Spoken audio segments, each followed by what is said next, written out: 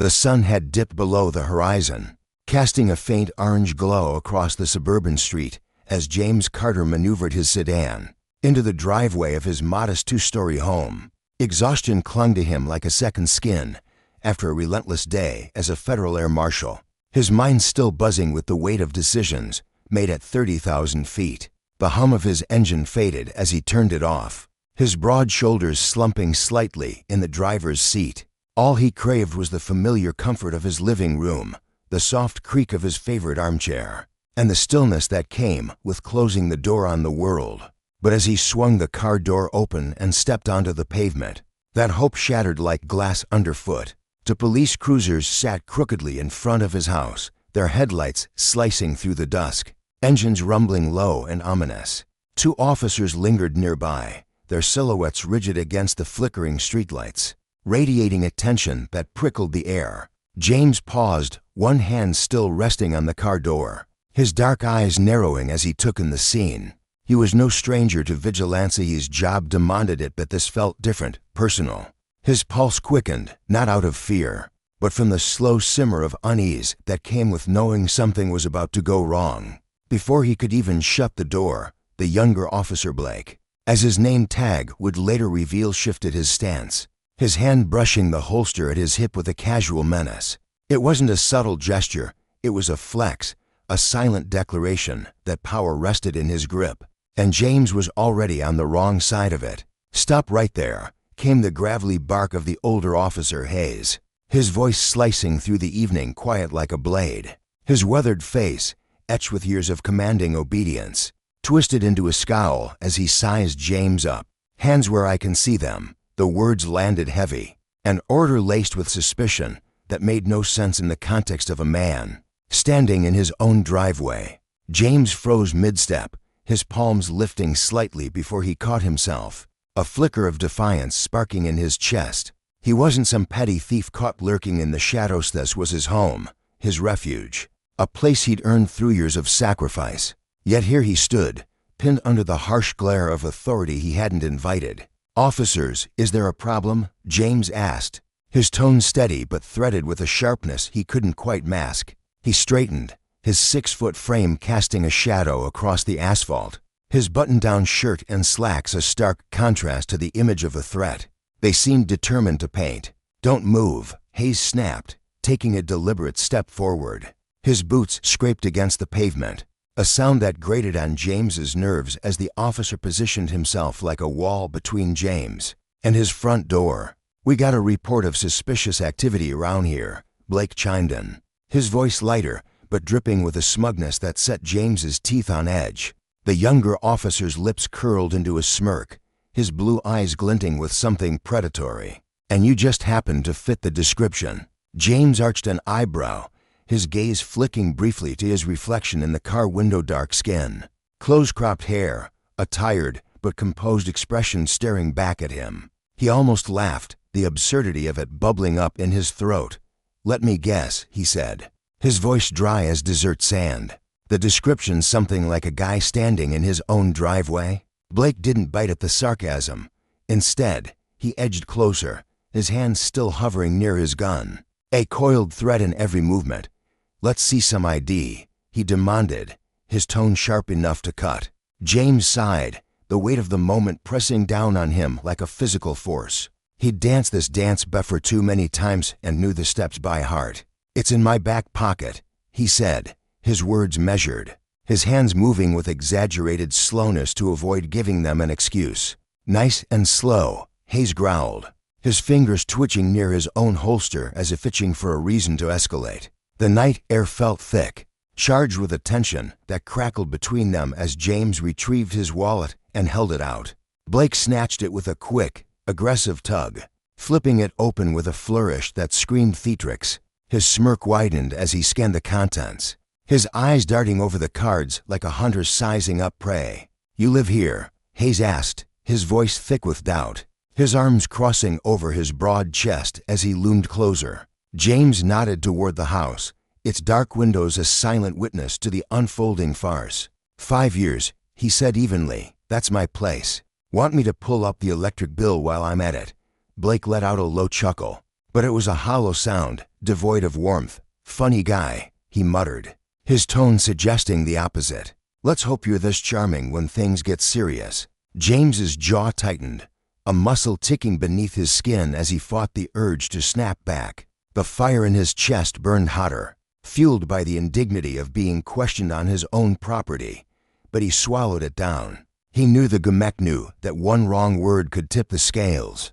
From humiliation to something far worse. "Step away from the vehicle," Hayes ordered, gesturing toward the car with a flick of his hand. James frowned, his brows knitting together as confusion warred with frustration. "Step away from my own car. You can't be serious." "Do I look like I'm joking?" Hayes shot back, his hand settling firmly on his belt, a clear signal of his readiness to enforce compliance. Blake, clearly relishing the exchange, added, "Do what you're told, buddy. This'll go a lot smoother if you stop running your mouth." The condescension in his voice hit James like a physical blow, his fists clenching at his sides before he forced them to relax.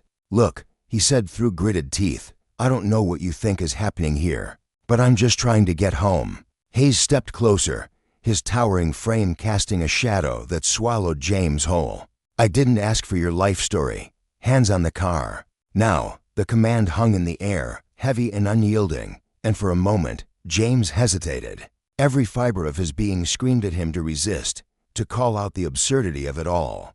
But the glint of metal at their hips and the weight of their badges held him in check. Slowly, reluctantly, he pressed his palms against the hood of his car, the cold steel biting into his skin like a reprimand. "This is ridiculous," he muttered, the words slipping out more for his own sanity than their ears. Blake pounced on it, closing the distance until he was inches from James's face. "What was that?" he snapped, his breath hot and sour. James straightened slightly, his hands still planted, and met the officer's gaze with a steely resolve. "Nothing," he said, the word clipped and final. Blake leaned in closer, his voice dropping to a menacing whisper. "That's what I thought." The moment stretched unbearably, each second a test of James's restraint as the officers dissected him with their eyes. His mind raced, a storm of thoughts collating anger at their arrogance, frustration at his helplessness, and a gnawing question. Should he tell them who he was? He could end this now, reveal that he was a federal air marshal, a man who'd sworn to uphold justice just as they had.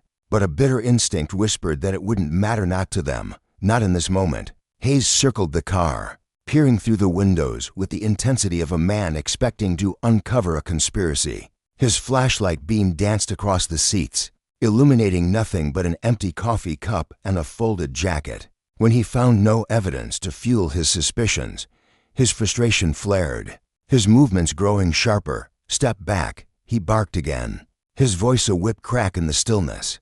James turned his head, meeting Hayes's glare head-on. "Am I being detained? Or is this just a power trip?" Hayes's eyes narrowed to slits, a flicker of something dangerous passing through them. But it was Blake who reacted. With a swift step, he grabbed James's arm, his grip bruising and unyielding. "You don't get to ask questions," he hissed, his fingers digging into James's flesh. "You do as you're told." The roughness of the hold sent a jolt of pain up James's arm, but he didn't pull away. "You're making a mistake," he said, his voice low and steady, a warning wrapped in calm. "You have no idea who I am." Blake's laugh was dark, a sound that echoed with contempt. "We'll see about that."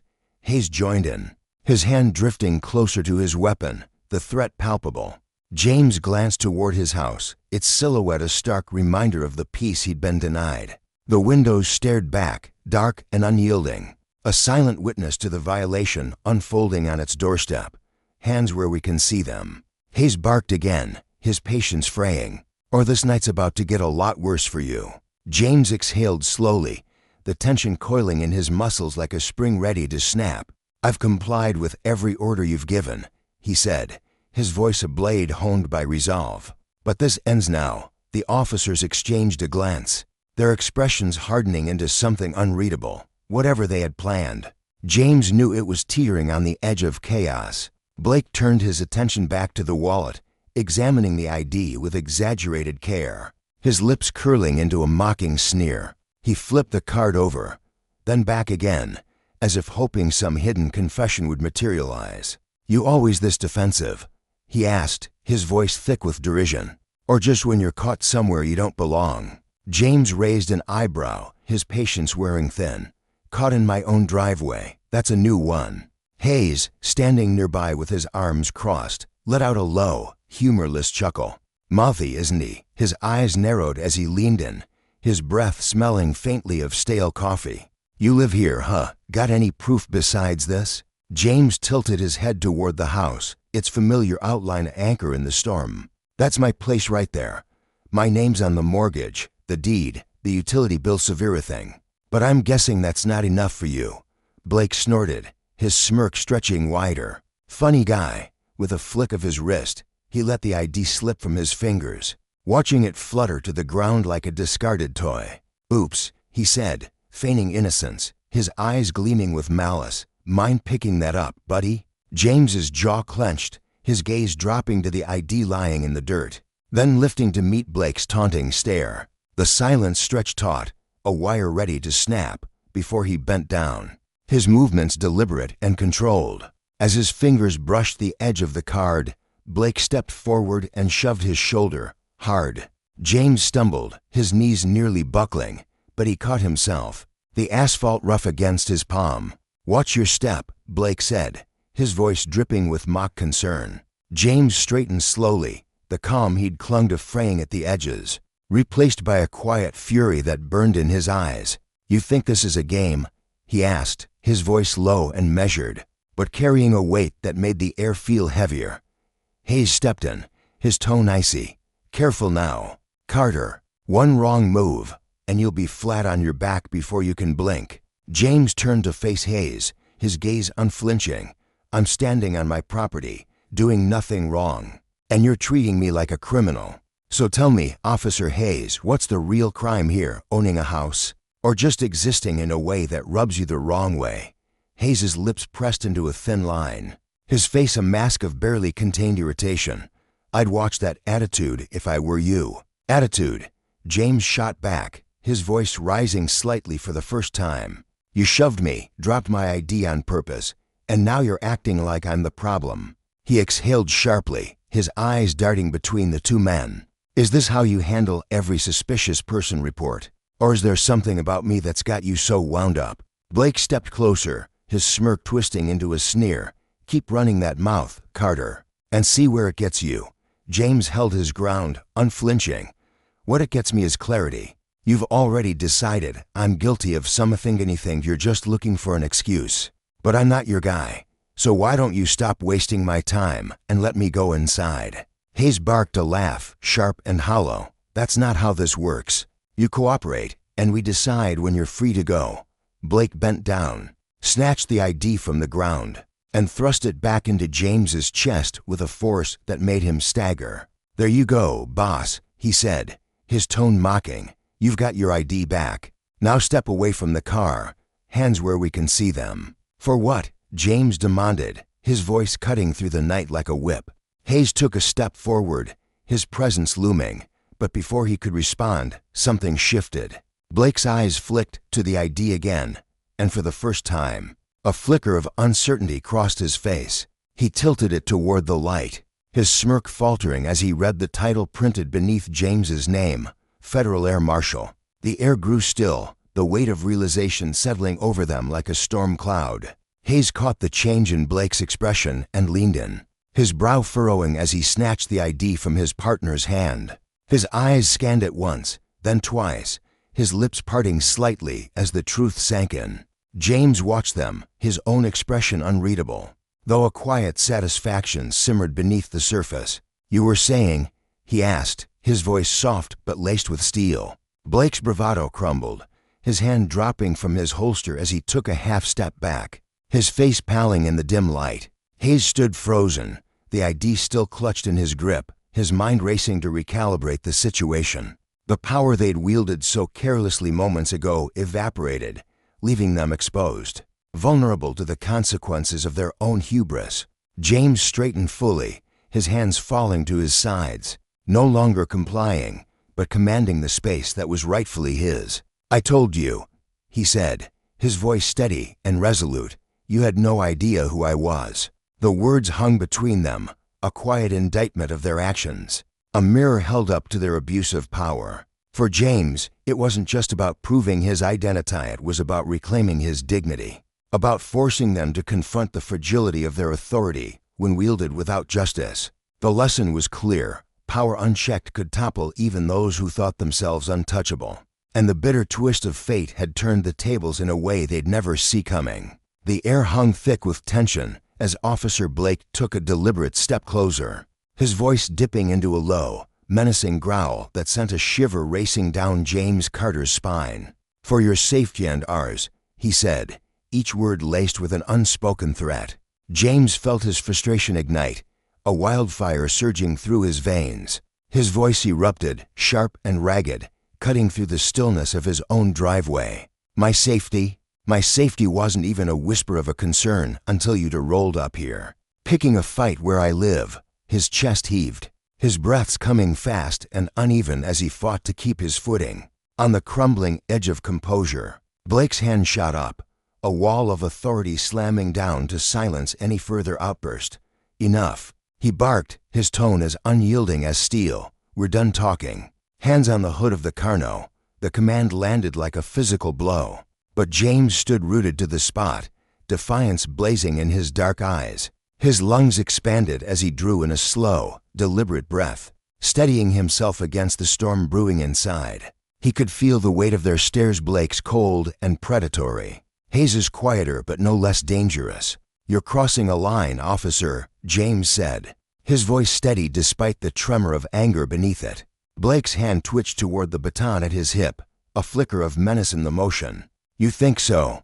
Maybe you're the one stepping out of bounds here," he shot back, his lips curling into a faint, taunting sneer. Behind James, Officer Hayes edged closer, his presence looming like a shadow cast by a storm cloud. His voice rumbled low, a gravelly warning meant to intimidate. "Just do as you're told, Carter. Don't make this harder than it has to be." The words slithered through the air, heavy with the promise of consequences. James hesitated, his mind racing as he weighed his next move. The driveway stretched out around him, the familiar cracked concrete beneath his feet now feeling like a battlefield. With a reluctant exhale, he leaned forward and pressed his palms against the hood of his car. The metal was icy against his skin, a stark contrast to the heat pulsing through his body. Every muscle tensed, coiled tight as he braced himself against the indignity of it all. "This is a mistake," he said through gritted teeth, the words grinding out like shards of glass. "A big one."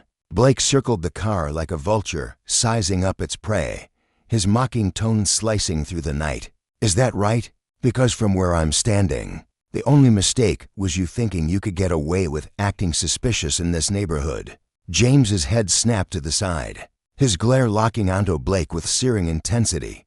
"Acting suspicious," he spat, disbelief dripping from every syllable. "What does that even mean?" Before Blake could respond, Hayes stepped in, his voice clipped and cold. "It means you didn't look like you belonged here. Simple as that." The bluntness of it hit James like a punch to the gut, not because it surprised him, but because they had the audacity to say it out loud without a shred of shame. His breath caught in his throat, his fingers curling tighter against the car's hood as the sting of their words sank deep. "Unbelievable," he muttered, shaking his head in disgust. Blake's eyes narrowed, his posture stiffening as he stepped back into James's line of sight. "What was that?" he demanded, his voice sharp enough to cut. James straightened slightly, his tone honed to a razor's edge. "I said this is unbelievable, not surprising." Blake's smirk returned, a smug twist of his lips that betrayed how much he relished the power he held in this moment. "You're a real piece of work, you know that." James didn't answer, his mind was a whirlwind, spinning through his options as the weight of the situation pressed down on him. These two weren't just overs, Yalowski were hunting for an excuse, any spark to set off a full-blown explosion. The tension crackled between them, a live wire ready to ignite. Every word, every glance only thickened the air, turning the quiet suburban night into something volatile, something dangerous. James could feel the hostility radiating from Blake like heat off asphalt, while Hayes's silent menace lingered like a storm on the horizon. He knew it wouldn't take much for this to spiral beyond control. Pressed against the hood, James shifted his weight, his muscles taut with barely contained fury. He turned his head just enough to meet Blake's gaze, his voice steady but brimming with defiance. "I live here. This is my house. Check the address on my ID. You're making a mistake."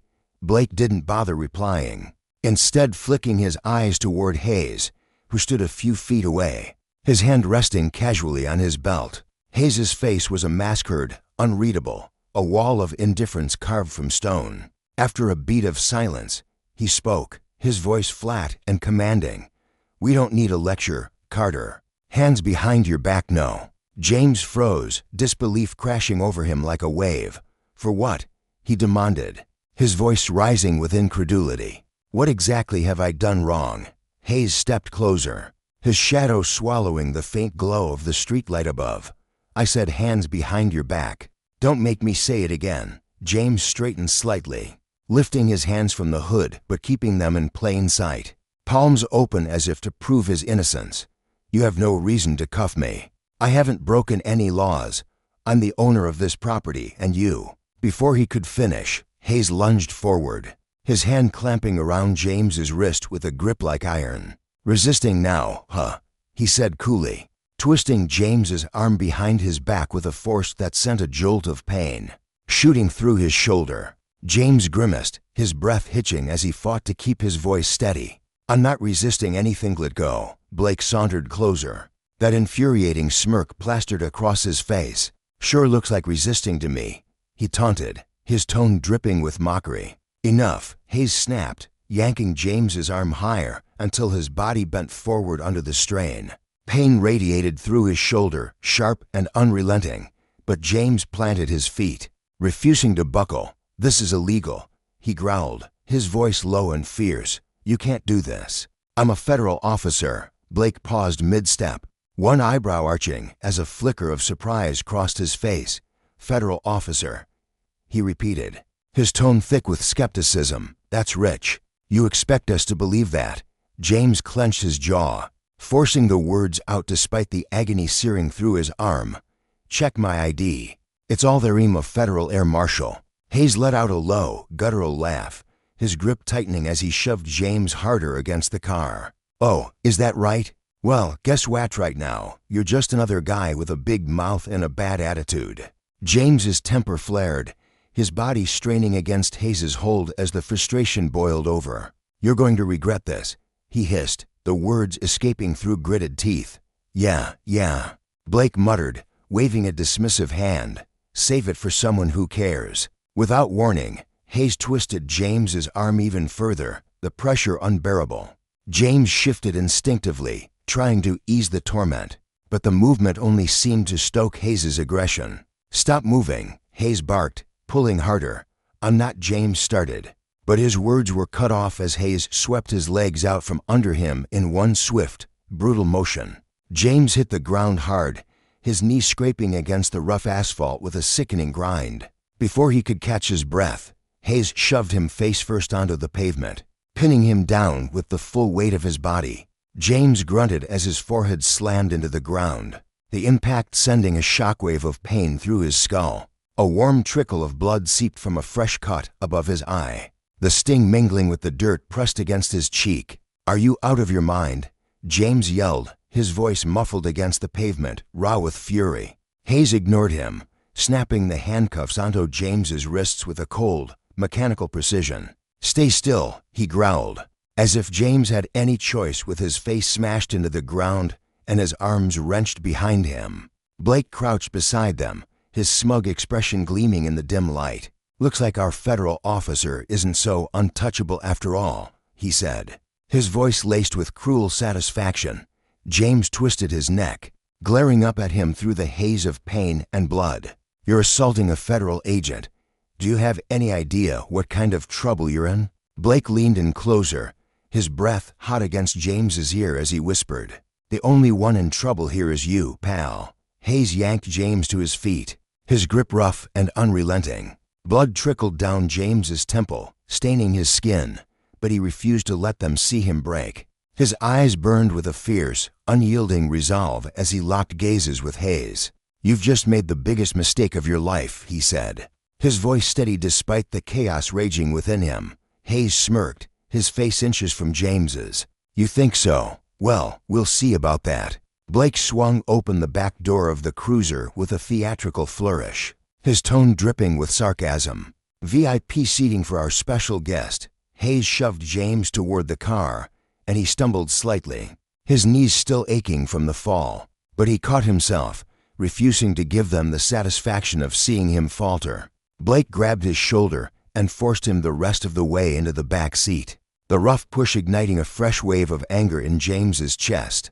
He sat stiffly, the handcuffs biting into his wrists as he turned his head toward the window. In the faint reflection, he caught a glimpse of himself, blood smeared across his temple, a streak of dirt marring his cheek. His chest rose and fell rapidly, but his eyes remained steely, glinting with a quiet, unshakable determination. As Blake slammed the door shut, James muttered under his breath, "This isn't over." Not by a long shot. Blake circled back to the front of the cruiser, exchanging a satisfied nod with Hayes. "Another job well done," Blake quipped, his smirk unwavering. Inside the car, James leaned his head back against the seat, the throbbing pain in his skull blending with the sting of humiliation. But beneath it all, a simmering resolve took root. They thought they'd won, that this was the end of the story, but James knew better. As the cruiser pulled away from the curb, his thoughts shifted from raw anger to cold, calculated strategy. He might have been outnumbered and outmaneuvered in this moment, but the fight was far from finished. Silently, he vowed to make Blake and Hayes answer for every insult, every shove, every drop of blood they'd drawn. The cold steel of the handcuffs dug deeper into his wrists as the cruiser rumbled down the street, the faint hum of the engine underscoring the tension that still crackled in the air. James's head pulsed where it had struck the pavement, the cut on his temple oozing steadily now, a warm rivulet tracing a path down his cheek. The metallic tang of blood mixed with the stale, acrid scent of the cruiser's interior, amplifying the rage churning inside him. He leaned forward as far as the restraints allowed, his voice cutting through the silence like a blade. "Why am I being arrested? You haven't told me what I've done wrong." From the front seat, Hayes let out an exaggerated sigh, the sound heavy with irritation. "You don't shut up, do you?" He twisted slightly, his face a mask of smug annoyance. "Keep talking. Carter, maybe you'll give us something to actually charge you with." James ignored the taunt, his voice rising with a fierce edge.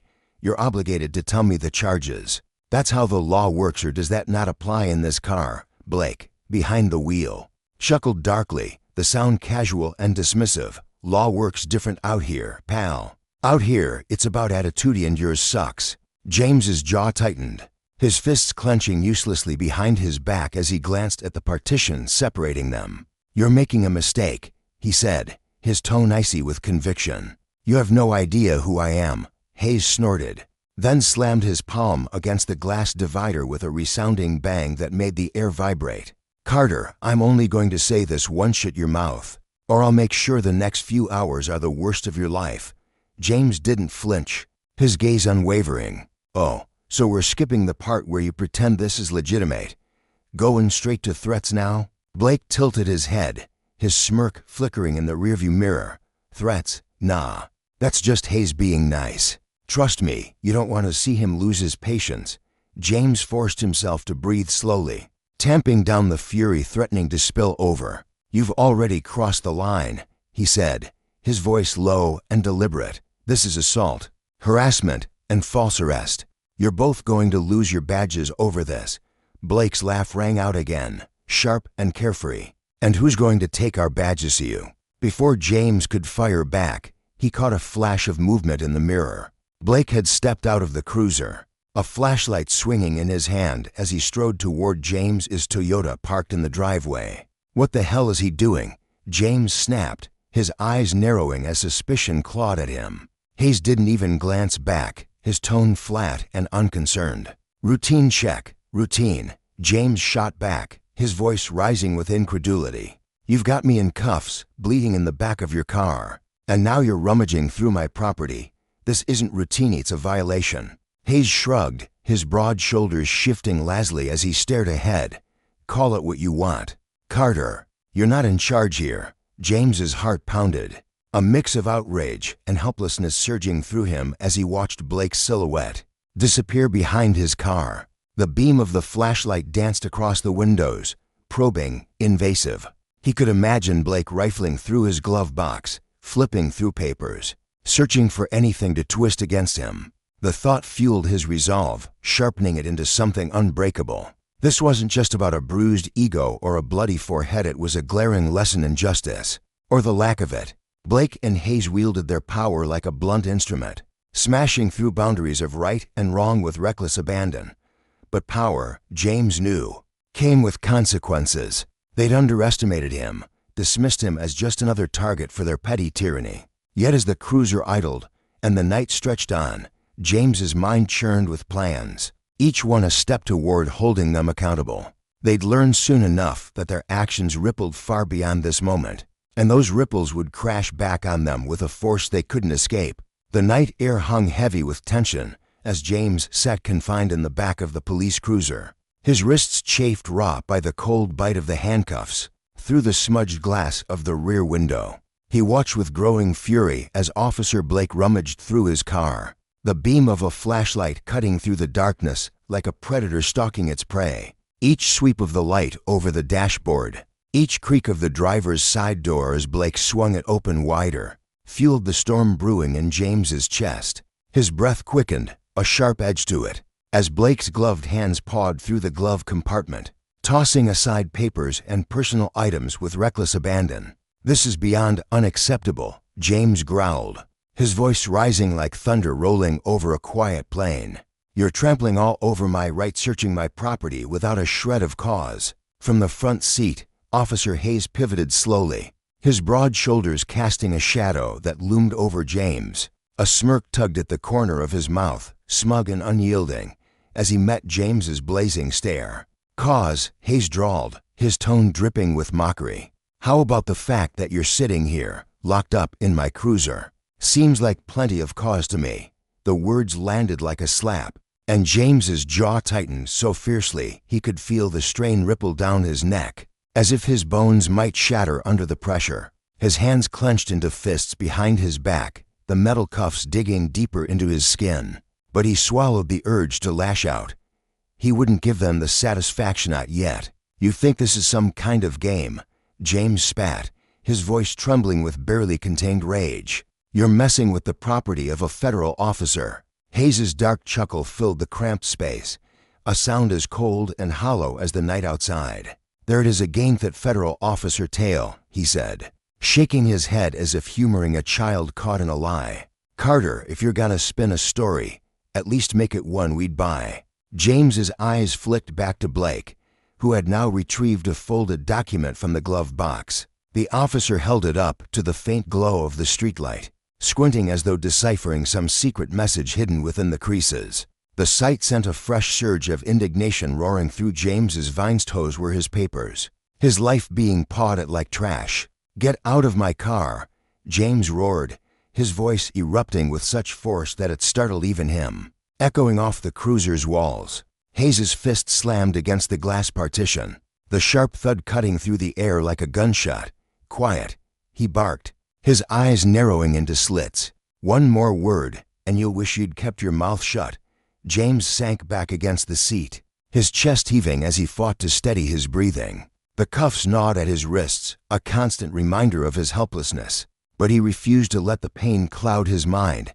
His thoughts raced, sharp and deliberate, plotting his next step. He couldn't afford to lose himself to anger in it when so much was at stake. Blake sauntered back to the cruiser, slamming the car door shut with a force that rattled the frame.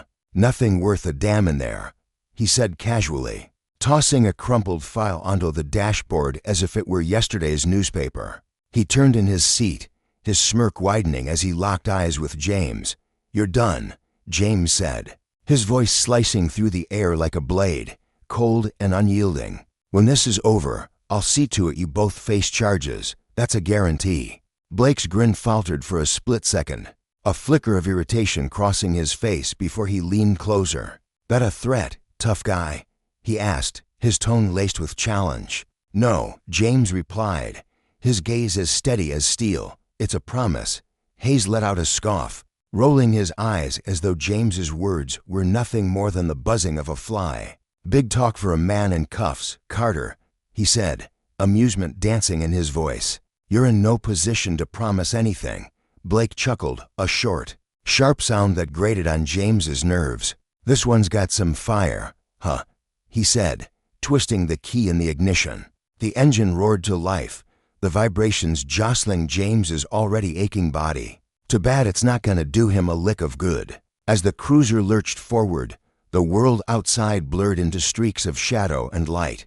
James leaned his head back against the worn seat, closing his eyes for a fleeting moment to steady the pounding in his skull. His pulse thrummed in his ears, a relentless drumbeat, but he forced himself to focus.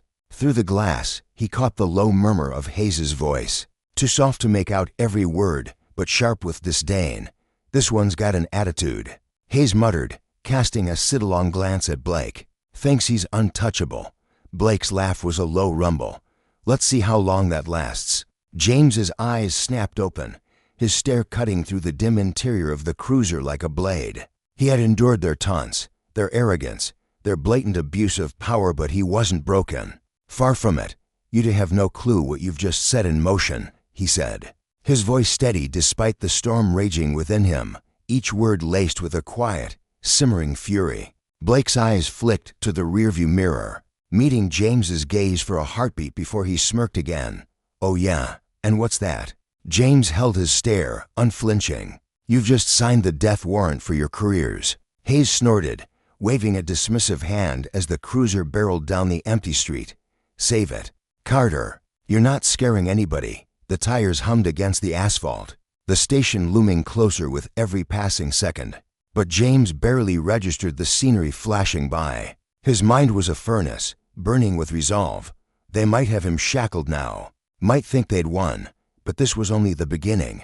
The cruiser screeched to a halt in the station's gravel lot, the jolt sending a fresh spike of pain through his wrists. Before the engine had even settled, Blake flung his door open and stepped out with a swagger, yanking the rear door wide. "Out," he barked, his hand clamping onto James's arm with bruising force. James moved to comply, but Blake didn't give him the chance.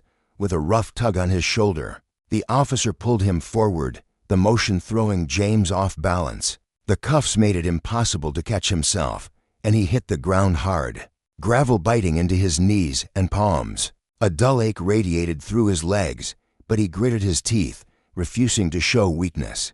Blake towered over him, his grin twisting into something cruel and predatory. "What's the matter, tough guy? Not so steady now, huh?" James pressed his hands against the jagged stones, pushing himself up despite the throbbing in his head from an earlier blow. "You're gonna regret this," he muttered, his voice low but firm, a promise wrapped in defiance. Blake's smirk morphed into a sneer. "Still got a mouth on you? Maybe you need another lesson." Before James could rise fully, Hayes emerged from the other side of the cruiser, his baton already in hand, glinting faintly under the station's floodlights. Without a word, he swung it hard into James's side, the impact a sickening crunch that stole the breath from his lungs. James crumpled back to the ground, clutching his ribs as pain exploded through his torso. Sharp and unrelenting, he refused to cry out. Thoughtful silence was his rebellion. Instead, he glared up at Hayes, his eyes burning with a fire that no blow could extinguish. "That all you've got?" he rasped, his breath ragged but his spirit unbroken. Hayes crouched slightly, the baton resting casually on his shoulder as he studied James with mock concern. "Careful, Carter," he said, his voice a low growl. "We've got plenty more where that came from." Blake seized James's arm again, hauling him to his feet with a brutality that sent another wave of agony ripping through his side. "Move it," Blake ordered, shoving him toward the station's entrance. The fluorescent lights inside buzzed like angry wasps, casting a harsh, sterile glow over the grimy walls. A handful of officers lingered in the background, their eyes darting toward the scene before quickly Avertinkowards, James thought, complicit in their silence. Blake steered him down a narrow hallway, the cuffs rubbing his wrists raw with every step. "You think you're better than us?"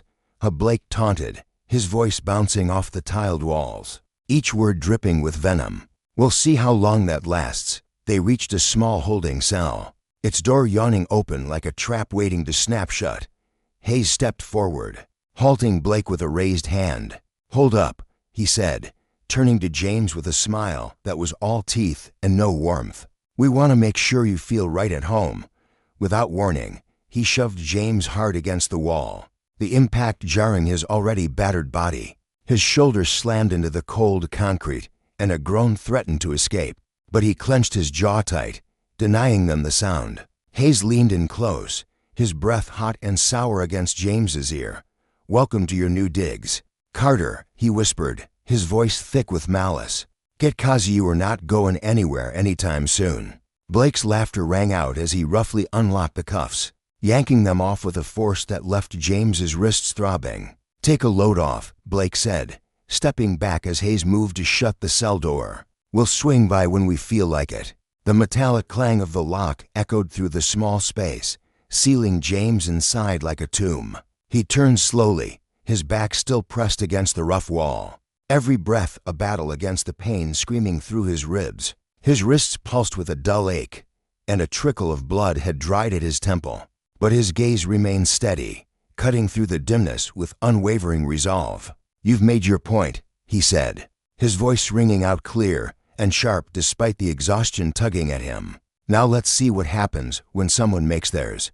Hayes scoffed, stepping back as Blake leaned casually against the bars, his smirk as fixed as ever. "You talk a big game, Carter," Blake said, "but in here, you're just another punk who got too cocky." James stepped forward, his hands wrapping around the cold steel bars, ignoring the bruises blooming across his body. "You have no idea who you're dealing with," he said, his tone low but charged with an intensity that seemed to hum in the air.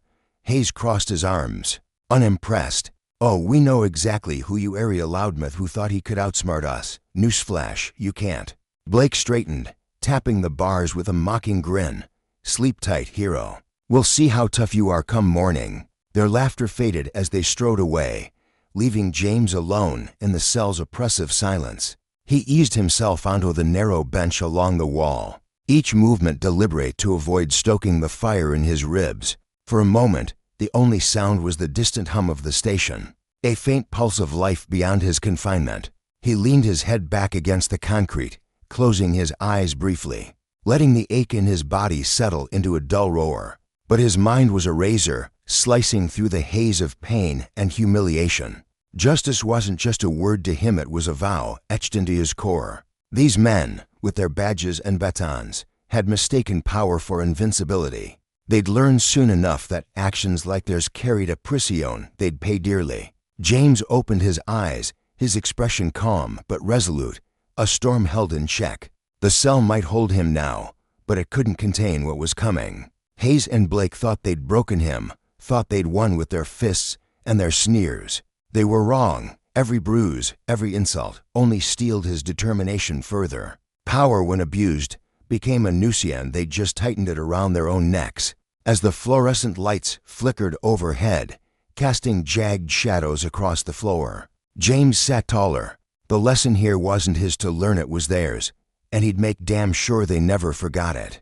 The air inside the police station buzzed with the restless hum of routine officers shuffling papers, phones ringing faintly in the background, and the low murmur of conversations blending into a familiar chaos. But that fragile rhythm shattered in an instant when the heavy front doors crashed open, the sound reverberating off the tiled walls like a thunderclap.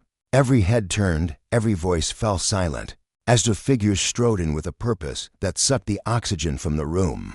Leading the charge was Agent Miller, a towering man whose crisp suit did little to mask the raw, coiled strength in his every step. His broad shoulders cut through the space like a blade, and his piercing gaze swept the room with the precision of a predator locking onto prey. Trailing just behind him was Agent Rodriguez, smaller in build, but no less formidable, his quiet intensity simmering beneath the surface like a storm waiting to break. The officers froze mid-motion, pens hovering over forms, coffee cups stalled halfway to lips as the weight of the agent's presence settled over them. Like a lead blanket, Miller didn't waste a moment.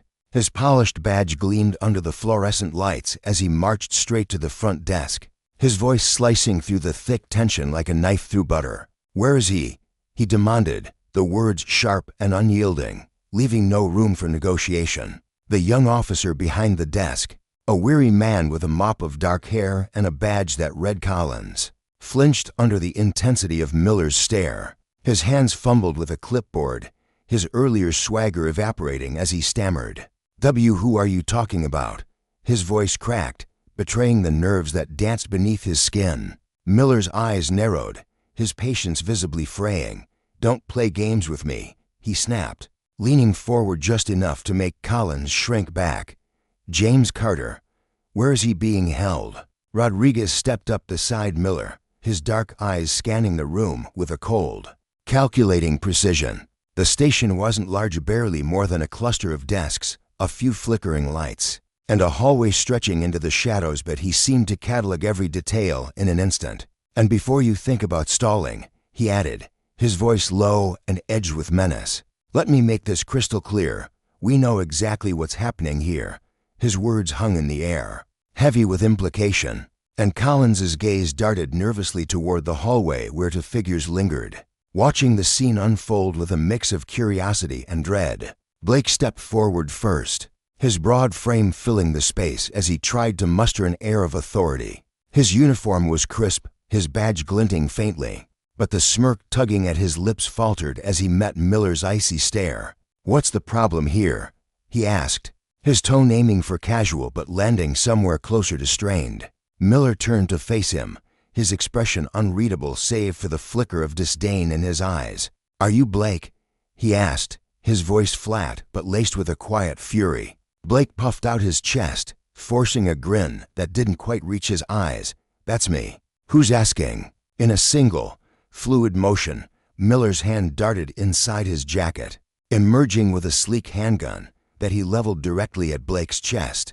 The room seemed to stop, breathing faint hum of the lights, the distant ring of a phone, all swallowed by the deafening click of the safety disengaging. Officers flinched, chairs scraped faintly against the floor, and Blake's bravado crumbled as he stumbled back to steps, hands shooting up instinctively. Ho, what's this about?" he sputtered, his voice trembling as the khaki mask slipped away, revealing the panic beneath. Rodriguez's voice cut through the silence, low and razor-sharp. "This is about you illegally detaining a federal officer." He took a deliberate step forward, his lean frame radiating a quiet threat that made the air feel heavier. "Where's Carter?" Blake's eyes flicked toward Hayes, who stood rooted near the hallway, his square jaw clenched tight and his face a blank slate. "He's in the holding cell," Blake stammered, his hands still raised as sweat beaded along his hairline. Miller's gun didn't waver, the barrel steady as he barked, "Unlock it, right now." Hayes cleared his throat, stepping forward with a measured stride as if testing the waters. His voice was calm, almost rehearsed, as he tried to wrest back control. "Listen, we were just following protocol." "There's no need for," Rodriguez cut him off, his tone biting. "Protocol? Since when does protocol include assaulting a federal agent?" His dark eyes flashed with barely contained anger. "Save your excuses. Unlock the door before this gets worse for you." Hayes swallowed hard, his Adam's apple bobbing as he nodded toward Collins. "Do it," he muttered, his voice tight. Collins scrambled from behind the desk, his keys jingling wildly in his shaking hands as he bolted down the hallway toward the holding cells. Inside the dim, concrete cell, James Carter sat on a cold metal bench, his broad shoulders slumped slightly, but his posture still radiating defiance. The faint drip of a leaky pipe echoed in the corner, and the stale air clung to his skin, thick with the scent of rust and despair. His dark hair was matted with dried blood, a thin trickle staining his temple, and his wrists bore the raw, purple imprints of two tight cuffs. He'd been replaying the events in his mind, sudden ambush in his own driveway, the rough hands slamming him to the ground, the sting of asphalt against his cheek, all of it fueling a slow-burning rage that flickered behind his steady gaze. When the commotion from the hall grew louder, his head snapped up, eyes narrowing as the cell door rattled and swung open. Miller stormed in, holstering his weapon with a practiced flick of his wrist before dropping to one knee. In front of James, up close, his stern features softened just enough to reveal a flicker of concern as he studied the damaged blue, Bruises, the faint tremor in James's hands. "Mr. Carter," he said, his voice dipping into a gentler register. "Are you all right?" James's lips twitched into a faint, crooked smirk, though his eyes remained hard as flint. "Been better," he replied dryly, his voice rough from exhaustion but steady with resolve. Miller's jaw tightened as he stood, his expression darkening into something fierce as he turned toward the hallway. "Rodriguez." He called, the word a command. Rodriguez appeared in the doorway, his lean frame filling the space as his sharp gaze locked onto James. The sight of the injury sent blood crusting at James's temple, the swelling around his wrists and a shadow across his face, his lips pressing into a thin, dangerous line. "Who did this?" he asked, his voice a low growl that promised retribution. James tilted his head toward the door where Blake and Hayes stood, their silhouettes rigid against the fluorescent glare. "Take a wild guess," he said evenly, his tone calm but laced with a bitter edge. Rodriguez's fists clenched at his sides, the knuckles whitening as he took a step toward the two officers. "You've got 5 seconds to explain yourselves," he said, his voice cold and deliberate, each word dripping with menace. "And if there's so much as a scratch on him you can't justify, I swear I'll cuff you myself." Blake's hands shot up again, his voice cracking as he scrambled for words. "Hey, look, we didn't know he was a federal agent. He was acting suspicious." Miller cut him off, his tone sharp enough to draw blood. "You tackled, cuffed, and assaulted a man in his own driveway, and you're calling that suspicious?" Hayes finally spoke, his voice steady but tinged with defensiveness. "We were responding to a report. It's standard procedure." Rodriguez's finger jabbed toward him like a loaded gun. "Standard procedure doesn't involve cracking someone's head open or searching their car without cause. You crossed every line." Blake opened his mouth to argue, but Miller's glare silenced him, a look so fierce it could have stopped a charging bull. "Enough," he said, turning back to James with a softer edge. "Let's get you out of here." Rodriguez moved to James's side, offering a steady hand as James pushed himself up from the bench. Pain flared in his ribs with every movement, a sharp stab that made him wince. But Rodriguez's grip tightened just enough to keep him upright. James stepped out of the cell, his boots scuffing against the grimy floor, and turned to face Blake and Hayes head-on. His expression was eerily calm, but his words landed like a sledgehammer. "You should start updating your resumes," he said, his voice low and deliberate. "Because when I'm done with you, you won't be wearing badges anymore." Blake's mouth opened, a protest forming, but Rodriguez raised a hand, cutting him off. "You've done enough damage for one night," he said, his tone final as he gestured toward the hallway. "Step aside." Now, the two officers exchanged a glance, their confidence shattered, and reluctantly parted, their shoulders slumping as the weight of their actions settled in. Flanked by Miller and Rodriguez, James walked through the station, his pace slow but purposeful, each step a testament to his unbroken will. The other officers watched in stunned silence, their eyes darting between James and the agents, a mix of awe and unease flickering across their faces. At the exit, Miller paused, turning back to address the room. His voice boomed, steady and unyielding. "If anyone here thinks this kind of behavior is acceptable, think again. This isn't over." His gaze lingered on Blake and Hayes, who stood frozen, their faces pale and drawn. Rodriguez pushed the door open, and James stepped into the cool night air, the breeze washing over him like a balm. He inhaled deeply, savoring the freedom, a faint smile tugging at his lips as the fire in his eyes burned brighter than ever. Outside, the world felt the distant hum of traffic, the rustle of leaves skittering across the pavement, the vast indigo sky stretching overhead. James straightened, his bruised body protesting, but his spirit unbowed. The nightmare might have ended for now, but he wasn't finished. Justice wasn't some vague, distant ideal, it was a living, breathing force, and he could feel its wheels turning, slow but relentless. Blake and Hayes had abused their power, humiliated him, and left him bloodied. But they'd underestimated one thing: James Carter didn't break. He didn't bend, and he sure as hell didn't forget. As he stood there, the station's lights casting long shadows behind him, his mind churned with plans. Every bruise on his body was a reminder, every ache a promise. He could still see Blake's smirk, Hayes's hollow excuses, and the way Collins had fumbled under pressure, each detail etched into his memory, like a blueprint for retribution. Justice wasn't just about punishment. It was about stripping away the illusions of invincibility that men like Blake and Hayes hid behind. They'd wielded their authority like a weapon, but James would turn it back on them, exposing their corruption for all to see. Rodriguez lingered beside him, his sharp eyes scanning the street as if anticipating trouble. "You sure you're okay?" he asked, his voice quieter now, threaded with a rare warmth. James nodded, his jaw tight. "I will be," he said, his tone resolute. Miller joined them, his imposing figure a steady anchor in the night. "We'll handle this," he promised, his words carrying the weight of experience. "They won't walk away from it." James met his gaze, a silent understanding passing between them. This wasn't just about him anymore, it was about every person who'd ever been crushed under the heel of unchecked power. Back inside, Blake slumped against the wall, his hands trembling as he replayed the night in his mind. He'd always thrived on control, on the rush of bending others to his will.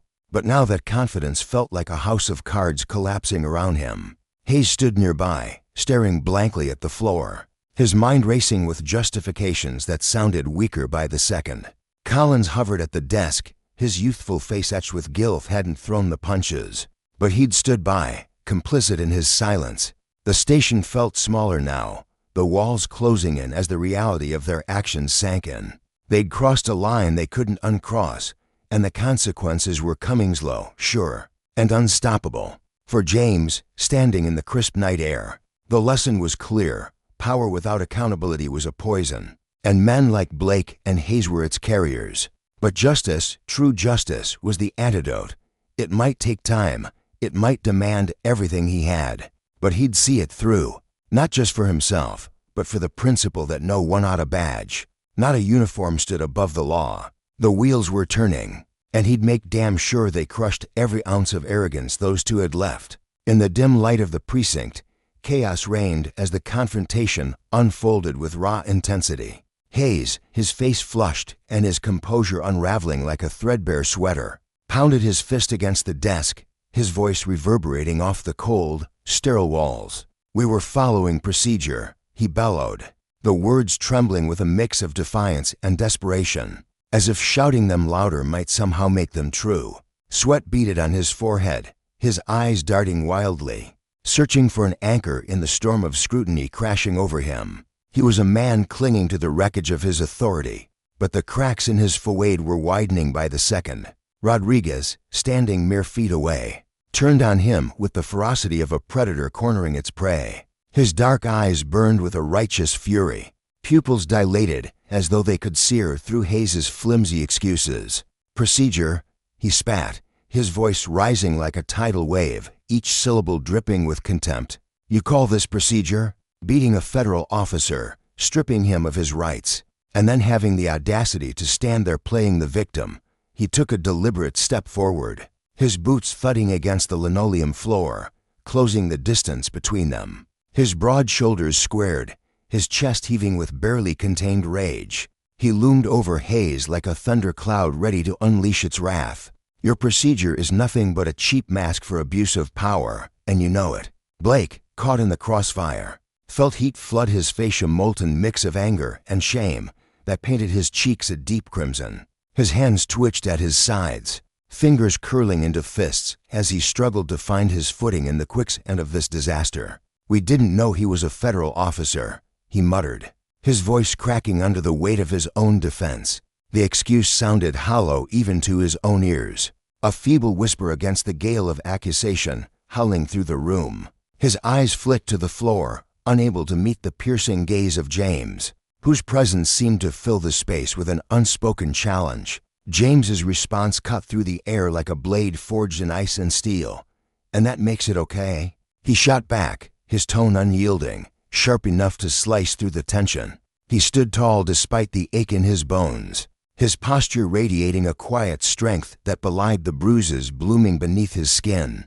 "Does ignorance give you permission to treat any Oniana like you treated me?" His voice grew louder, steadier, each word a hammer striking the anvil of their guilt. You think that badge is a golden ticket to stomp on people's rights, to wield your power like a club without consequence. His brown eyes locked onto theirs, unflinching, a mirror reflecting the ugliness they'd tried to bury. For a fleeting moment, silence swallowed the room. The weight of James's words settled over them all like a thick fog, heavy and suffocating. The fluorescent lights buzzed faintly overhead, casting stark shadows that danced across the faces of the men caught in this crucible of justice. Miller, a grizzled figure with a jaw set like concrete, seized the pause to assert control. His voice sliced through the stillness, cold and commanding. A general barking orders amid a battlefield rout. "Here's what's happening," he said, his tone brooking no argument. "Both of you shut your traps and stand down. One more excuse, one more whimper, and I'll have you in cuffs before the sun sets." His gray eyes narrowed, a storm brewing beneath his furrowed brow, promising swift retribution if they dared test him. Blake's mouth opened, a protest forming on his lips, but a single, withering glare from Rodriguez snuffed it out like a candle in a gale. His shoulders slumped, defeat creeping into his frame as he shrank back, a scolded child caught in the act. Hayes, meanwhile, scrambled to reclaim some shred of dominance, his desperation palpable. He thrust a trembling finger toward James, his voice shrill with panic. "You can't talk to us like that. You're not above the law." The accusation hung in the air, brittle and fragile, a glasshouse teetering on the edge of collapse. James stepped closer, his movements deliberate, his presence a quiet thunder rolling through the room. His voice, though soft, carried a fury so potent it seemed to ripple through the walls. "I'm not above the law," he said, his gaze boring into Hayes with unrelenting intensity. "But you act like you're untouchable, like you can wield your authority like a weapon and walk away unscathed. Well, hear this, you're wrong, dead wrong, and I'm going to make sure the world sees it." His words were a vow, etched in stone, a promise that carried the weight of every injustice he'd endured. Rodriguez folded his arms across his chest, his expression a granite wall of resolve. "You're lucky he's willing to walk out of here," he said, his voice low and menacing, a growl rumbling from deep within. "If it were my call, you'd both be dangling from the hook already suspended. Charged with excessive force, misconduct, the works." His lips curled into a faint, bitter smirk, as if the thought of their downfall brought him a grim satisfaction. Blake bristled, his pride wounded, but the fight had drained from him. His jaw clenched, his breath coming in short, ragged bursts, yet he held his tongue, knowing any retort would only tighten the noose around his neck. Hayes, on the other hand, stood rigid, his fists balled so tightly his knuckles whitened, veins bulging beneath his skin. His eyes flickered with a cocktail of fear and defiance. A man teetering on the brink of ruin, yet too stubborn to yield. Miller jerked his head toward the door, his gesture sharp and final. "Carter, let's go," he said, his tone clipped, a man done wasting breath on the unworthy. "These two aren't worth another second of your time." James hesitated, his gaze lingering on Blake and Hayes, drinking in their disarray. Their faces, Blake's flushed with humiliation, Hayes's twisted with impotent rage, were a gallery of consequences they'd never anticipated. With a slow, deliberate nod, he turned, his footsteps echoing as he followed Miller and Rodriguez toward the exit. At the threshold, he paused, glancing back over his shoulder. His voice dropped to a low, resonant timbre, each word a stone cast into the still waters of their stunned silence. "This isn't over. You'll see me again." The door swung shut behind him with a resounding thud, sealing their fate in the quiet that followed. Outside, the night air hit James like a bomb, crisp and cool against his fevered skin. He inhaled deeply, filling his lungs as if purging the stench of corruption that clung to the precinct.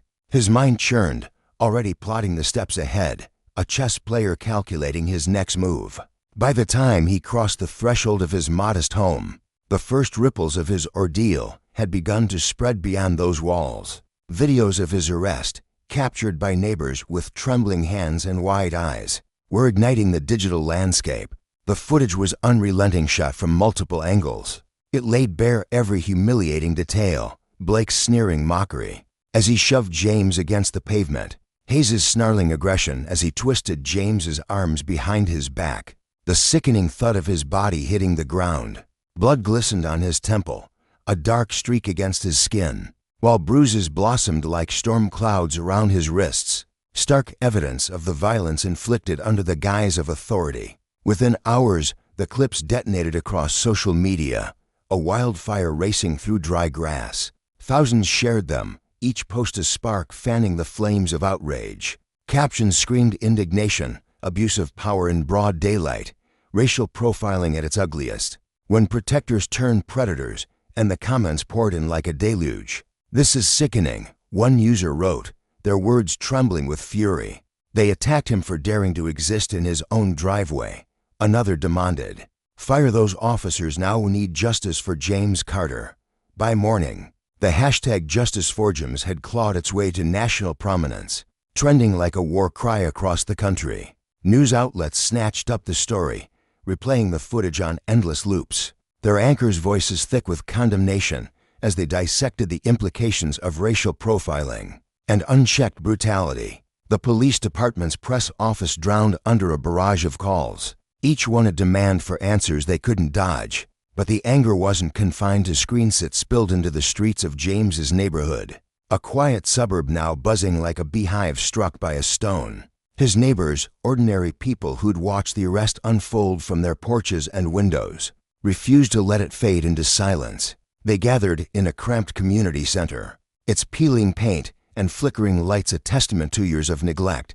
Yet that night it thrummed with purpose. Flyers fluttered through the streets, phone calls crisscrossed the block, and by dusk, the room overflowed with bodiesmen and women, young and old, their faces etched with determination. When James stepped inside, the air erupted with applause, a roaring wave that crashed against the walls and lifted his spirits despite the ache in his ribs. Signs bobbed above the crowd: "Stop racial injustice," "End police brutality now," while phones glowed like fireflies, live streaming the gathering to a world hungry for truth. He raised a hand, his fingers trembling slightly from exhaustion, and the noise ebbed, leaving a hush pregnant with expectation. He moved to the front, his steps measured, the hastily bandaged cut on his temple a badge of survival.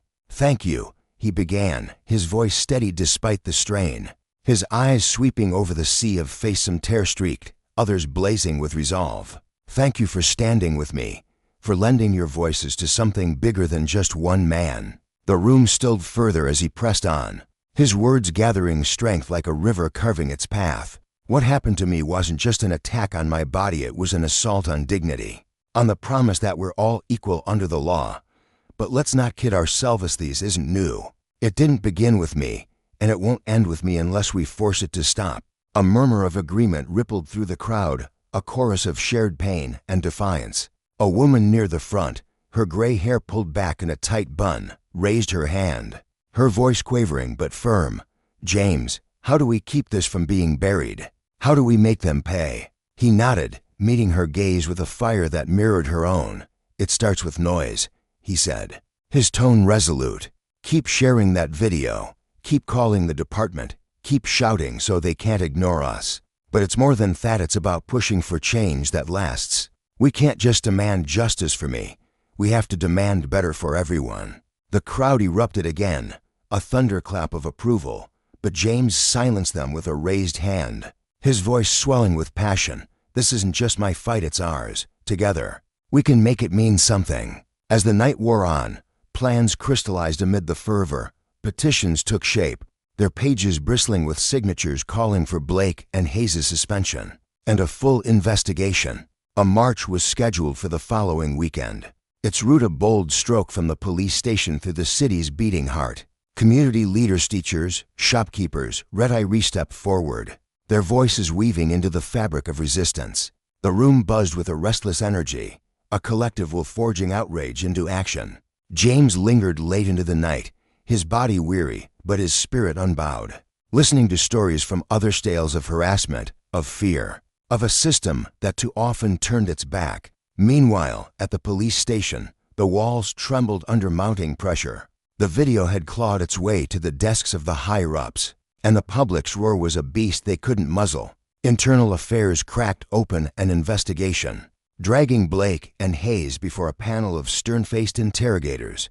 in an emergency meeting. A senior officer paced, his voice tight with unease. "The public wants blood, what do we do?" The chief, his temples throbbing, sighed heavily. "We can't dodge this, suspend them both, effective immediately. Draft a statement, say we're taking it seriously, conducting a thorough review."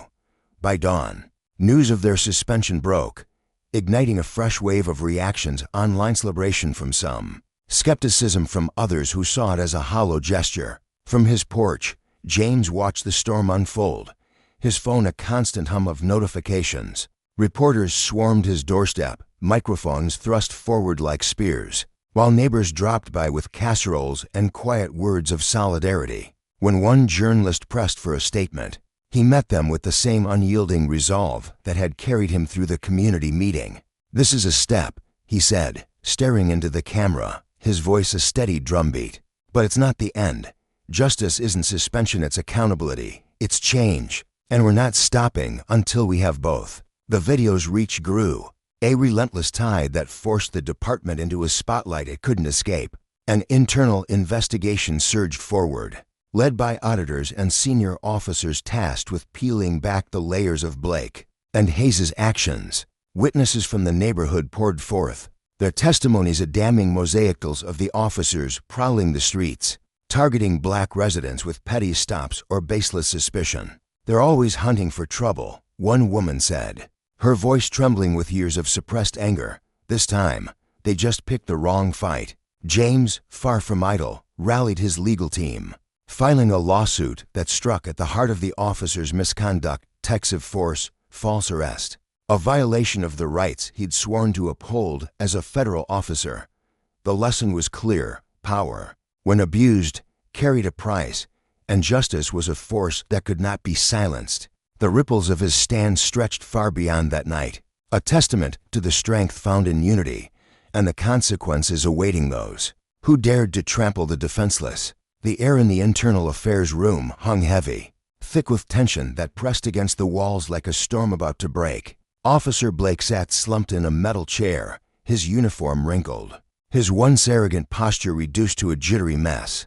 Beads of sweat glistened on his forehead, trailing down his temples as he wiped them away with a trembling hand. Across from him, the lead investigatorial woman, with a gaze sharp enough to cut through steel, leaned forward, her voice slicing the silence. "Let's go over this again, Blake. What exactly were you doing at Mr. Carter's residence that night?" Her tone carried an edge, a quiet fury that made the room feel smaller. Blake's mouth opened, then closed, his mind racing to cobble together something anything might hold water. We got a call," he stammered, his eyes darting to the side. "Suspicious activity in the area. Carter matched the description we were given." The investigator's eyes narrowed into slits, her pen tapping rhythmically against the notepad in front of her. "And what description was that?" Blake swallowed hard, his Adam's apple bobbing. A black male, mid-30s, driving a dark sedan." Her pen stopped. "That's it. That's all it took for you to storm up to his house, tackle him to the ground, cuff him, and shove him into your cruiser." Her voice rose, each word a hammer striking nails into his flimsy excuse. "You didn't think to verify who he was first." Beside Blake, Officer Hayes shifted uncomfortably in his seat, his broad shoulders hunched as if he could shrink away from the spotlight. He cleared his throat, his voice gruff but unsteady. "Look, he was being uncooperative. He was giving us attitude. We had to take control of the situation by force if necessary." The investigator's head snapped toward him, her expression a mix of disbelief and disgust. "Control," she shot back, her voice climbing higher. He had identification. He was standing in his own driveway. "At what point did you decide that was a crime?" The question hung there unanswered, as Blake and Hayes exchanged a fleeting glance at men drowning in a sea of their own making, with no lifeline in sight. As the investigation unraveled, the skeletons in their closets came tumbling out, one after another, each more damning than the last. Old complaints, buried deep in dusty filing cabinets, were dragged into the light. Accusations of racial profiling, excessive force, even venom-laced verbal assaults. Most had been dismissed, ignored, or quietly shuffled away by a department eager to protect its own.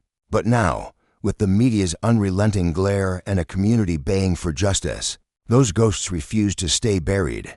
The precinct's leadership was thrown into chaos, their polished conference room a battlefield of shouted arguments and desperate strategies. A grizzled captain, his face lined with years of hard decisions, slammed his fist on the table, his voice booming. "This is a PR disaster. We can't shield them anymore. The evidence is a mountain, and it's crushing us. We should have dealt with this years ago." Another officer, younger but already weary, rubbed his temples and muttered, "It's too late now. The damage is done." Blake and Hayes were swiftly placed on administrative leave, a feeble gesture that did nothing to quiet the growing roar outside the station. Protesters lined the streets, their signs crawled with demands for accountability like battle flags, their chants echoing through the night. A community that once saw its police as guardians now viewed them as tyrants, and the fracture was widening by the hour. In the eye of this hurricane stood James Carter, a man whose life had been upended by a single night of brutality. When he walked into the station to testify, flanked by his attorney, his every step was deliberate, his shoulders squared with a quiet strength that belied the storm raging within. The review board sat before him, a panel of stern faces softened only slightly by the weight of his presence. "Mr. Carter," the lead investigator began, her tone softer now, almost reverent, as she gestured to a chair. "We're grateful you're here to share your account." James settled into the seat, his dark eyes steady, locking onto hers.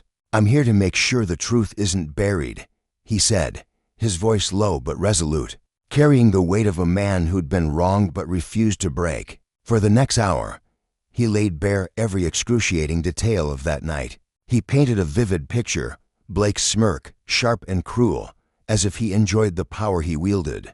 Hayes's hulking frame looming over him, aggression radiating from every tense muscle, the mocking lilt in their voices as they barked orders, the sudden, searing pain as they twisted his arms and slammed him against the pavement. His hands clenched into fists as he spoke, reliving the humiliation, the fear, the rage. He slid medical records across the table, proof of bruises, cuts, a sprained wrist, and played the video that had set the nation ablaze, its grainy frames capturing every unjust second. Near the end, his voice grew firm, trembling with controlled emotion. "Let's be clear, this wasn't about protecting anyone. This was about power, abusing it, showing it off, thinking they'd get away with it. But they won't." His words landed like a thunderclap, silencing the room, a challenge to the system that had failed Hyman so many others. When James stepped outside, the press descended like vultures, microphones jabbing at him from every angle. "Mr. Carter, how do you feel about the investigation?" one reporter shouted, her voice cutting through the clamor. He paused, his gaze sweeping over the sea of face, some curious, some furious, all waiting. "This is a start," he said, his tone unwavering. "But justice isn't just suspensions or empty promises. Justice is accountability, and I won't stop until we get it." His statement blazed across the evening news, fanning the flames of public outrage. The chants grew louder, the signs more pointed, and the department's walls seemed to tremble under the pressure. Days later, a terse statement hit the wires. Blake and Hayes were suspended indefinitely, with internal affairs pushing for their termination. But for James, standing on his porch that evening, the victory felt hollow. He scrolled through his phone, messages of support and fury flooding in, the screen's glow illuminating his determined face. The fight was far from over. The system that had bred this corruption, that had turned a blind eye to its rot, needed to be torn apart brick by brick. He stared out at the quiet street where it all began, his resolve hardening. This wasn't just his battle, it was for every voice silenced, every life bruised by those meant to protect, and he was ready to take it further. Inside a small, cluttered office, James sat across from his legal team, the air buzzing with purpose. A stack of papers, evidence, witness statements, medical reports. The infamous video lay sprawled across the table, a testament to their fight. Sarah Mitchell, his lead attorney, leaned forward, her sharp eyes glinting with resolve. "This isn't just about you, James," she said, her voice crisp and commanding. "This is about changing the game. We're not after a payout, we're after a reckoning." A way to stop this abuse from happening again. James nodded, his jaw tight. I don't want their money. I want them to pay for what they did really pay. Sarah glanced at David Torres, her co-counsel, whose steady voice cut in necks. That means a civil rights case, excessive force, unlawful detainment, racial profiling. If we win, it's not just a win for you. It's a warning shot to every department out there. The team sprang into motion, their strategy unfolding like a war plan. Depositions were scheduled. Blake, Hayes, and a handful of precinct officers would face the fire. Requests for department records were fired off, digging for every buried complaint, every dodged consequence. The case swelled, drawing the eyes of the nation, and the pressure on Blake and Hayes tightened like a noose. They lawyered up fast, their attorneys scrambling to weave a defense from threads of half-truths. My clients were acting on a report of suspicious activity. Their lawyer argued at a preliminary hearing, his voice smooth but strained. They made split-second decisions based on what they knew. Sarah didn't flinch. Standing before the judge, she countered with surgical precision. The video shows Mr. Carter was calm, compliant, no threat at all. This wasn't about safety, it was about domination. The judge's gavel fell, greenlighting the trial, and the headlines erupted anew. In the deposition room, Blake's bravado had evaporated. Sarah paced slowly, her questions relentless. You say you followed protocol. Can you explain why that includes shoving an unarmed man down, twisting his arm, slamming his head into the ground? Blake squirmed, his eyes darting away. He was uncooperative. Sarah's eyebrow arched. Uncooperative or asking why you were arresting him in his own driveway. She held up his radio transcript, her voice cutting deeper. You called him calm but defiant. What does that mean? Blake faltered, his words tripping over themselves. He wasn't following orders. So he was calm, Sarah pressed. And you escalated anyway. Why? He had no answer, his silence damning. Hayes fared no better. David Torres dismantled his excuses with cold efficiency. You said Mr. Carter was a threat, David began, his tone measured but piercing. Yet you'd checked his ID, confirmed he lived there. What made him a threat then? Hayes's voice cracked, defensive. He was acting suspicious. Suspicious how? David leaned in, unrelenting. Hayes floundered, his justification crumbling under the weight of the truth. The room grew quiet. The lesson clear: power, unchecked, breeds ruin, and justice, though slow, was coming for its due. The air in the courtroom hung thick with tension, a suffocating stillness that pressed down on everyone inside. James Carter sat rigid, his hands clasped tightly in his lap, feeling the weight of every eye in the room boring into him. It wasn't just the trial that gnawed at his nerves, it was the memory of that night, replaying endlessly in his mind. Standing in his own driveway, the gravel crunching under his boots, he dared to ask a simple question. Why am I being detained? His voice had been steady then.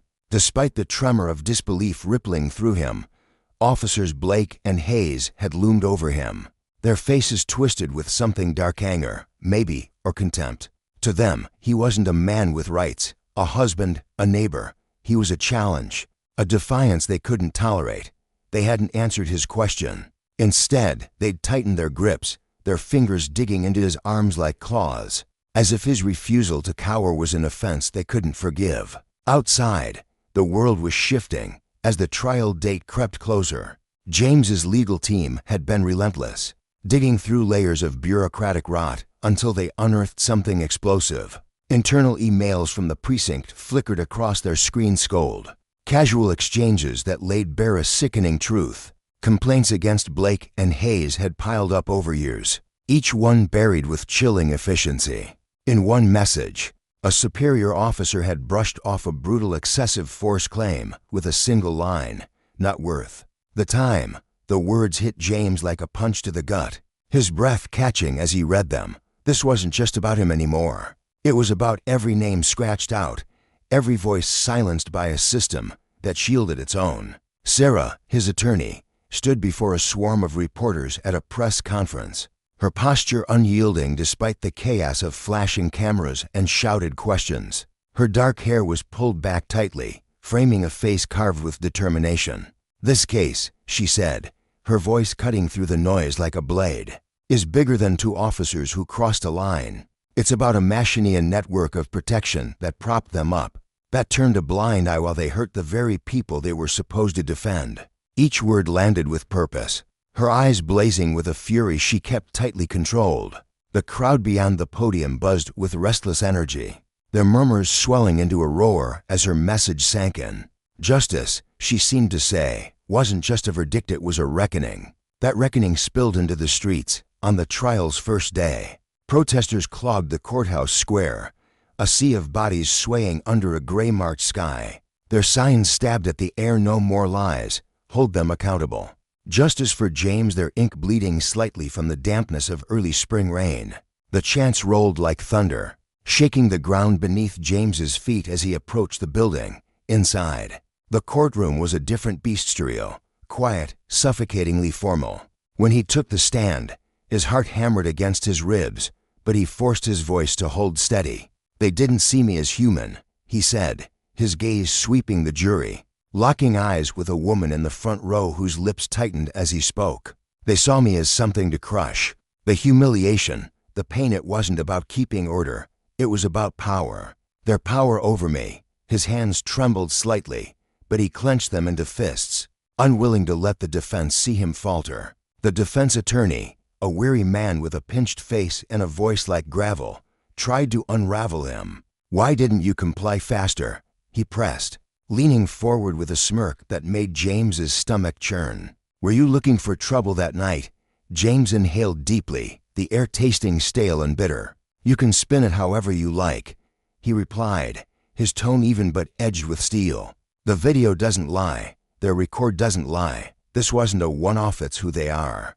The attorney faltered, just for a moment, and James felt a flicker of triumph. The truth wasn't fragile, it was a hammer, and he wielded it with every word. As the trial wore on, James's perspective widened. Late at night, alone in his small living room, the glow of the TV casting shadows across the walls, he traced the threads of his fight. Blake and Hayes were the spark, but the fire burned deeper. This was about a culture arrogant, untouchable, let men like them thrive. He couldn't stop there. Soon, he was sitting in cramped community center basements, surrounded by advocates whose eyes gleamed with the same restless hope he felt. He spoke at rallies, his voice raw from shouting into megaphones, the cold wind biting at his face as hundreds cheered. He met lawmakers in stiff, airless offices, their polished desks littered with papers. He'd handed them proposals for body cameras, civilian oversight, real accountability. "Justice isn't just punishment," he told a reporter during a live interview.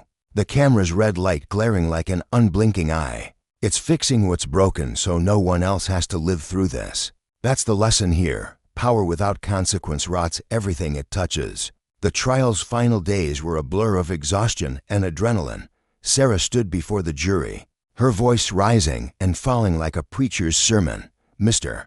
Carter isn't here for a paycheck," she said, gesturing toward James with a hand that trembled slightly, not from nerves, but from passion. "He's here to demand what's right. For himself, for every person those officers hurt, for every soul betrayed by a badge that's supposed to mean protection, not oppression." The jurors shifted in their seats, some nodding faintly, others staring down at their hands. Hours later, they returned, and the room held its breath. The verdict was a crack in the Dama win, hard-fought and bittersweet. Blake and Hayes would face consequences, but James knew the real war stretched far beyond those four walls. That war took him back to the streets. Days after the trial, he stood on the steps of the police station where it all began, the building's gray facade looming behind him like a silent giant. Hundreds gathered below, their signs swaying like flags in a storm. An older woman near the front clutched a photo of her son, lost years ago to a similar nightmare. Her eyes, red-rimmed but fierce, locked on James as he raised the microphone. "This isn't just my story," he began, his voice steady despite the lump in his throat. "It's yours. It's every mother who's buried a child, every kid who's afraid to walk home. We're here to say, no more. The system doesn't shift because we beget shifts because we make it." The crowd erupted, a wave of sound that crashed over him, filling his chest with something bigger than anger. Purpose. The marches grew. James led them through the city, his boots pounding the asphalt, his shadow stretching long under flickering streetlights. He carried no sign, only the weight of every story he'd hard-whispered confessions from neighbors, tearful accounts at meetings where coffee grew cold in styrofoam cups. One night, in a packed church hall, an elderly man named Thomas rose from his seat, his cane tapping the floor as he spoke. "I've fought this fight since the 70s, he said, his voice gravelly but strong. "What's different now?" James met his gaze, unflinching. "The world's watching, Thomas. We've got their eyes. Now we use them." The room hummed with agreement, and Thomas nodded, a slow, grudging respect softening his lined face. Their demands sharpened mandatory body cameras, independent probes into misconduct, a civilian board with teeth. Petitions flew through the neighborhood, signatures piling up like bricks in a wall. Resistance flared too. At one rally, a man in a faded jacket yelled over the crowd, "You're trashing the police. What about the good ones?" James turned, the megaphone heavy in his hand. "This isn't about destruction," he said, his voice cutting through the noise. "It's about trust. Good cops shouldn't have to share a badge with men like Blake and Hayes. If you want to protect them, help us fix this." The man shrank back, and the crowd's cheers swallowed the silence. The movement swelled beyond the city. National news vans rolled in, their anchors framing James as a reluctant hero, a man who'd turned pain into power. On a panel show, a host leaned forward, her tone sharp. "Some say you're vilifying law enforcement. What's your answer?" James didn't blink. "I'm not here to vilify, I'm here to hold people accountable. When power's abused, it doesn't just break bones, it breaks trust. Ignoring that doesn't keep us safe. It buries us." The words lingered, sparking murmurs across airwaves and dinner tables nationwide. Back home, James sat with the mayor and police chief in a wood-paneled room that smelled of old coffee and tension. The chief, a broad man with a jaw clenched tight, crossed his arms. "We're already changing," he snapped. "What more do you want?" James leaned forward, his elbows digging into the table. "Real systems, not band-aids. Something that stops this before it starts." The mayor, a weary woman with tired eyes, cut in.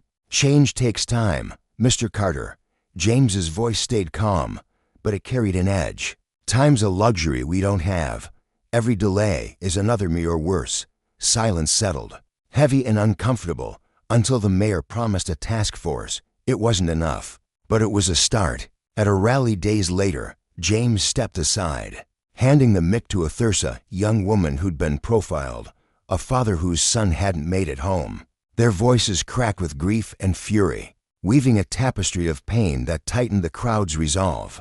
"This isn't my fight alone," James said when he took the stage again, sweat beading on his forehead under the midday sun. "It's ours. Together, we're louder than any wall they build to shut us out."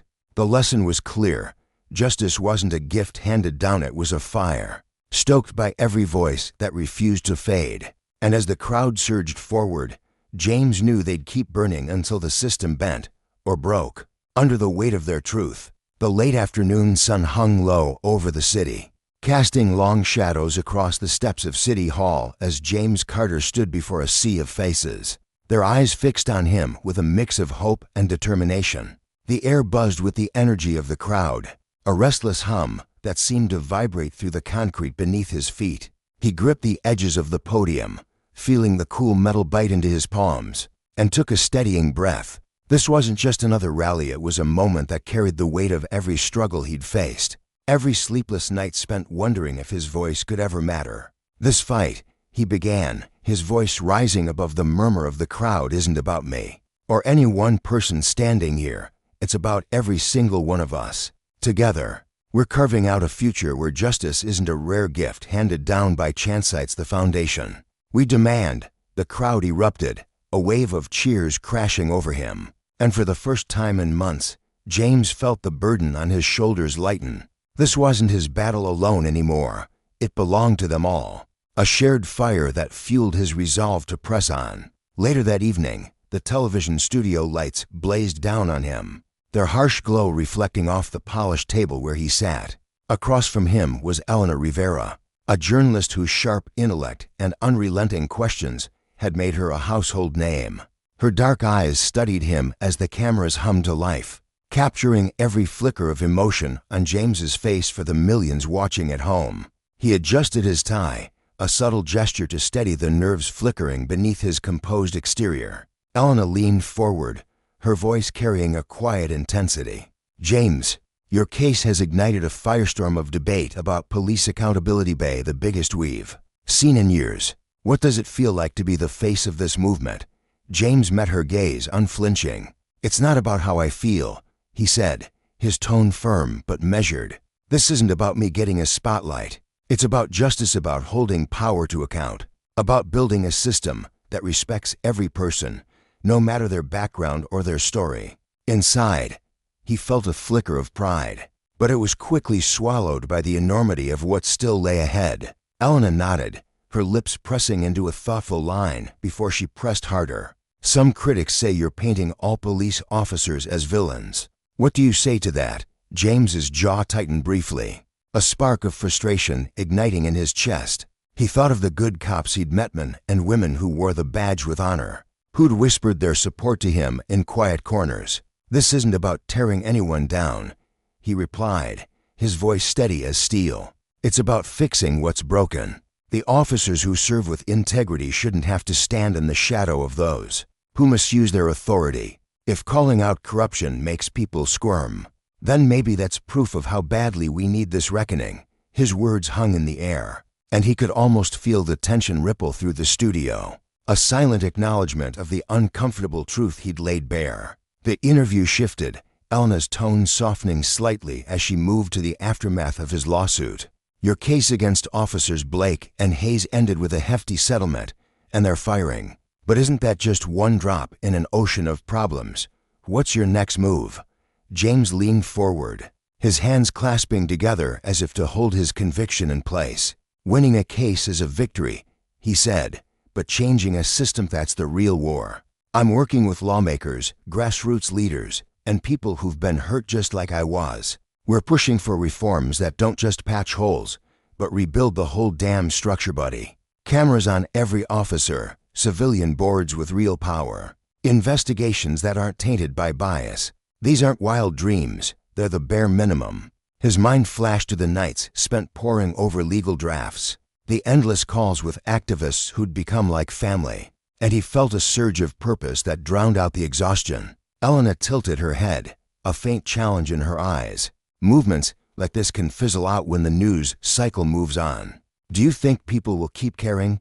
James allowed a small, weary smile to tug at his lips, though there was no lightness in it. "That's the hard part, isn't it? Keeping the flame alive. But I've seen something these past months. People aren't just angry anymore. They're awake. They're marching. They're shouting. They're refusing to let this die. As long as we hold on to that, we're not fading, we're growing." He thought of the faces at the rallies, the letters from strangers who'd found courage in his story, and a quiet hope stirred within him. Her final question came softer, almost personal. "What's the one thing you'd tell the millions watching right now?" James straightened, his eyes locking onto the camera lens as if he could see every viewer staring back. Tired mothers, restless students, workers who'd felt the sting of unfairness too many times. "Injustice doesn't just vanish because we wish it would," he said, his voice ringing with a quiet power. "It stops when we rise up, when we speak out, when we say enough and mean it. Change doesn't come from sitting quiet, it comes from getting loud, from acting. So if you're watching, don't just hope for a better world.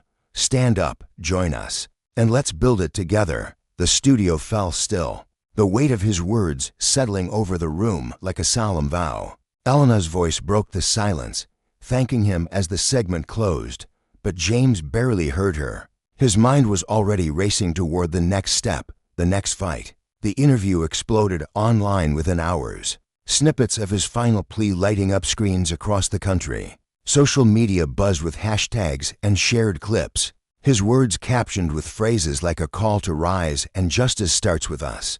Donations poured into advocacy groups, petitions swelled with signatures, and lawmakers who'd once dodged the issue found their phones ringing off the hook.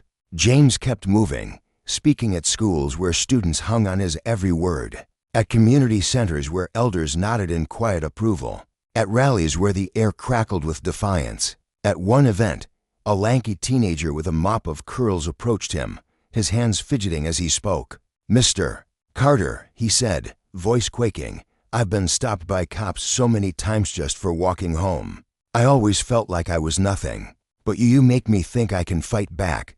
James gripped the boy's hand, feeling the tremble in it, and looked him square in the eye. "You're not nothing," he said firmly. "Hope's where it starts, but action's where it lives. Keep standing tall for yourself, for everyone. That's how we win." The boy's eyes shone with something new, and James felt a pang of pride mixed with responsibility. Time stretched on, months bleeding into years, but the echoes of James's fight never faded. In his city, reforms took root, a civilian oversight board with teeth, body cameras clipped to every uniform, policies rewritten with the ink of hard-won battles. His case became a touchstone, a story told in classrooms and cited in statehouses as proof that one voice could shift the tide. He poured himself into a new organization, a lifeline for communities battered by systemic wrongs, mentoring kids like that nervous teen and arming them with tools to demand better. At an anniversary gala for the group, a colloquy-weary woman named Mara Hood marched beside him from the start, caught him in a rare quiet moment. "How do you keep going, James?" she asked, her voice rough with years of shouting. He smiled, a tired but unshaken curve of his lips. "Because we're not done," he said simply. "As long as there's a fight, I'll be there." On the anniversary of the day that changed his life, the rest, that had thrust him into this storm, James stood once more on City Hall's steps. The crowd stretched farther than ever, a tapestry of faces young and old, weary and fierce. His voice, weathered but unbroken, carried over them. "This isn't my story anymore," he said, his gaze sweeping the sea of people. "It's ours. We've proven what happens when we refuse to bow, when we demand what's right. But there's more to do, so let's keep pushing, keep fighting. A better world isn't a dream, it's ours to take." The cheers rose like thunder, and as James stepped back, their voices filled the space he left. He knew the path ahead was long, shadowed by obstacles yet unseen, but he wasn't alone. That truth steadied him, a quiet strength that whispered he'd never walk it by himself. Across town, on that same afternoon, Marcus Johnson lingered outside the police station, the weight of his phone heavy in his pocket. At 17, he was a steady presence debate club president, top of his class at Lincoln High, but now his hands shook as he scrolled through the threats glowing on the screen. For weeks, someone had shadowed him and two other black students, snapping photos, firing off messages that twisted his stomach into knots. The station's glass doors loomed before him, reflecting the fading daylight as he steeled himself and stepped inside. The air conditioning hit him like a slap, and he tugged his blazer tighter. At the front desk, an officer barely glanced up, his fingers tapping lazily at a keyboard. "Excuse me," Marcus said, forcing his voice to hold steady. "I need to report something." The officer flicked a hand toward a row of plastic chairs. "Sit. Someone'll get to you." Marcus sank into his seat, his backpack a shield between his knees, and watched as a thirsa woman mourning a lost cat, a man griping about a smashed windowware ushered through ahead of him each time. He sat up straighter, heart thudding with a mix of hope and dread, only to slump back as the minutes crawled by. After nearly an hour, a broad-shouldered captain emerged, his uniform crisp but his eyes tired. "You," he barked, nodding at Marcus. "Come with me." Marcus rose, legs stiff from waiting, and followed the man down a dim hallway. His mind raced. Would they listen, or would this be another wall to crash against?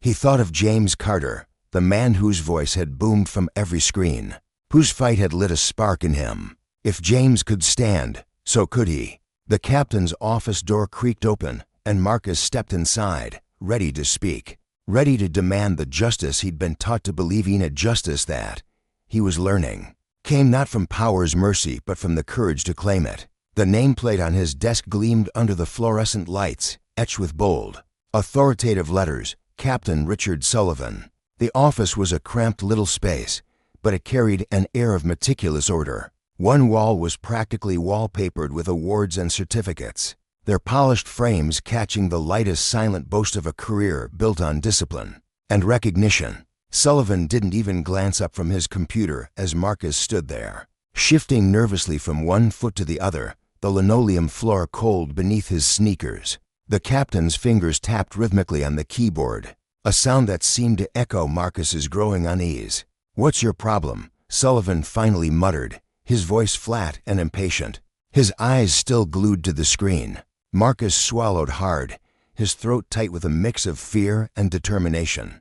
He fumbled with his phone, pulling it from his pocket with trembling fingers.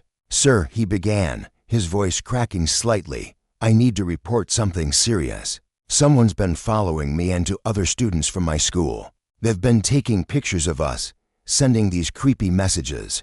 He tilted the phone toward Sullivan, the screen glowing with evidence he'd painstakingly collected, timestamps, grainy photos, threatening texts.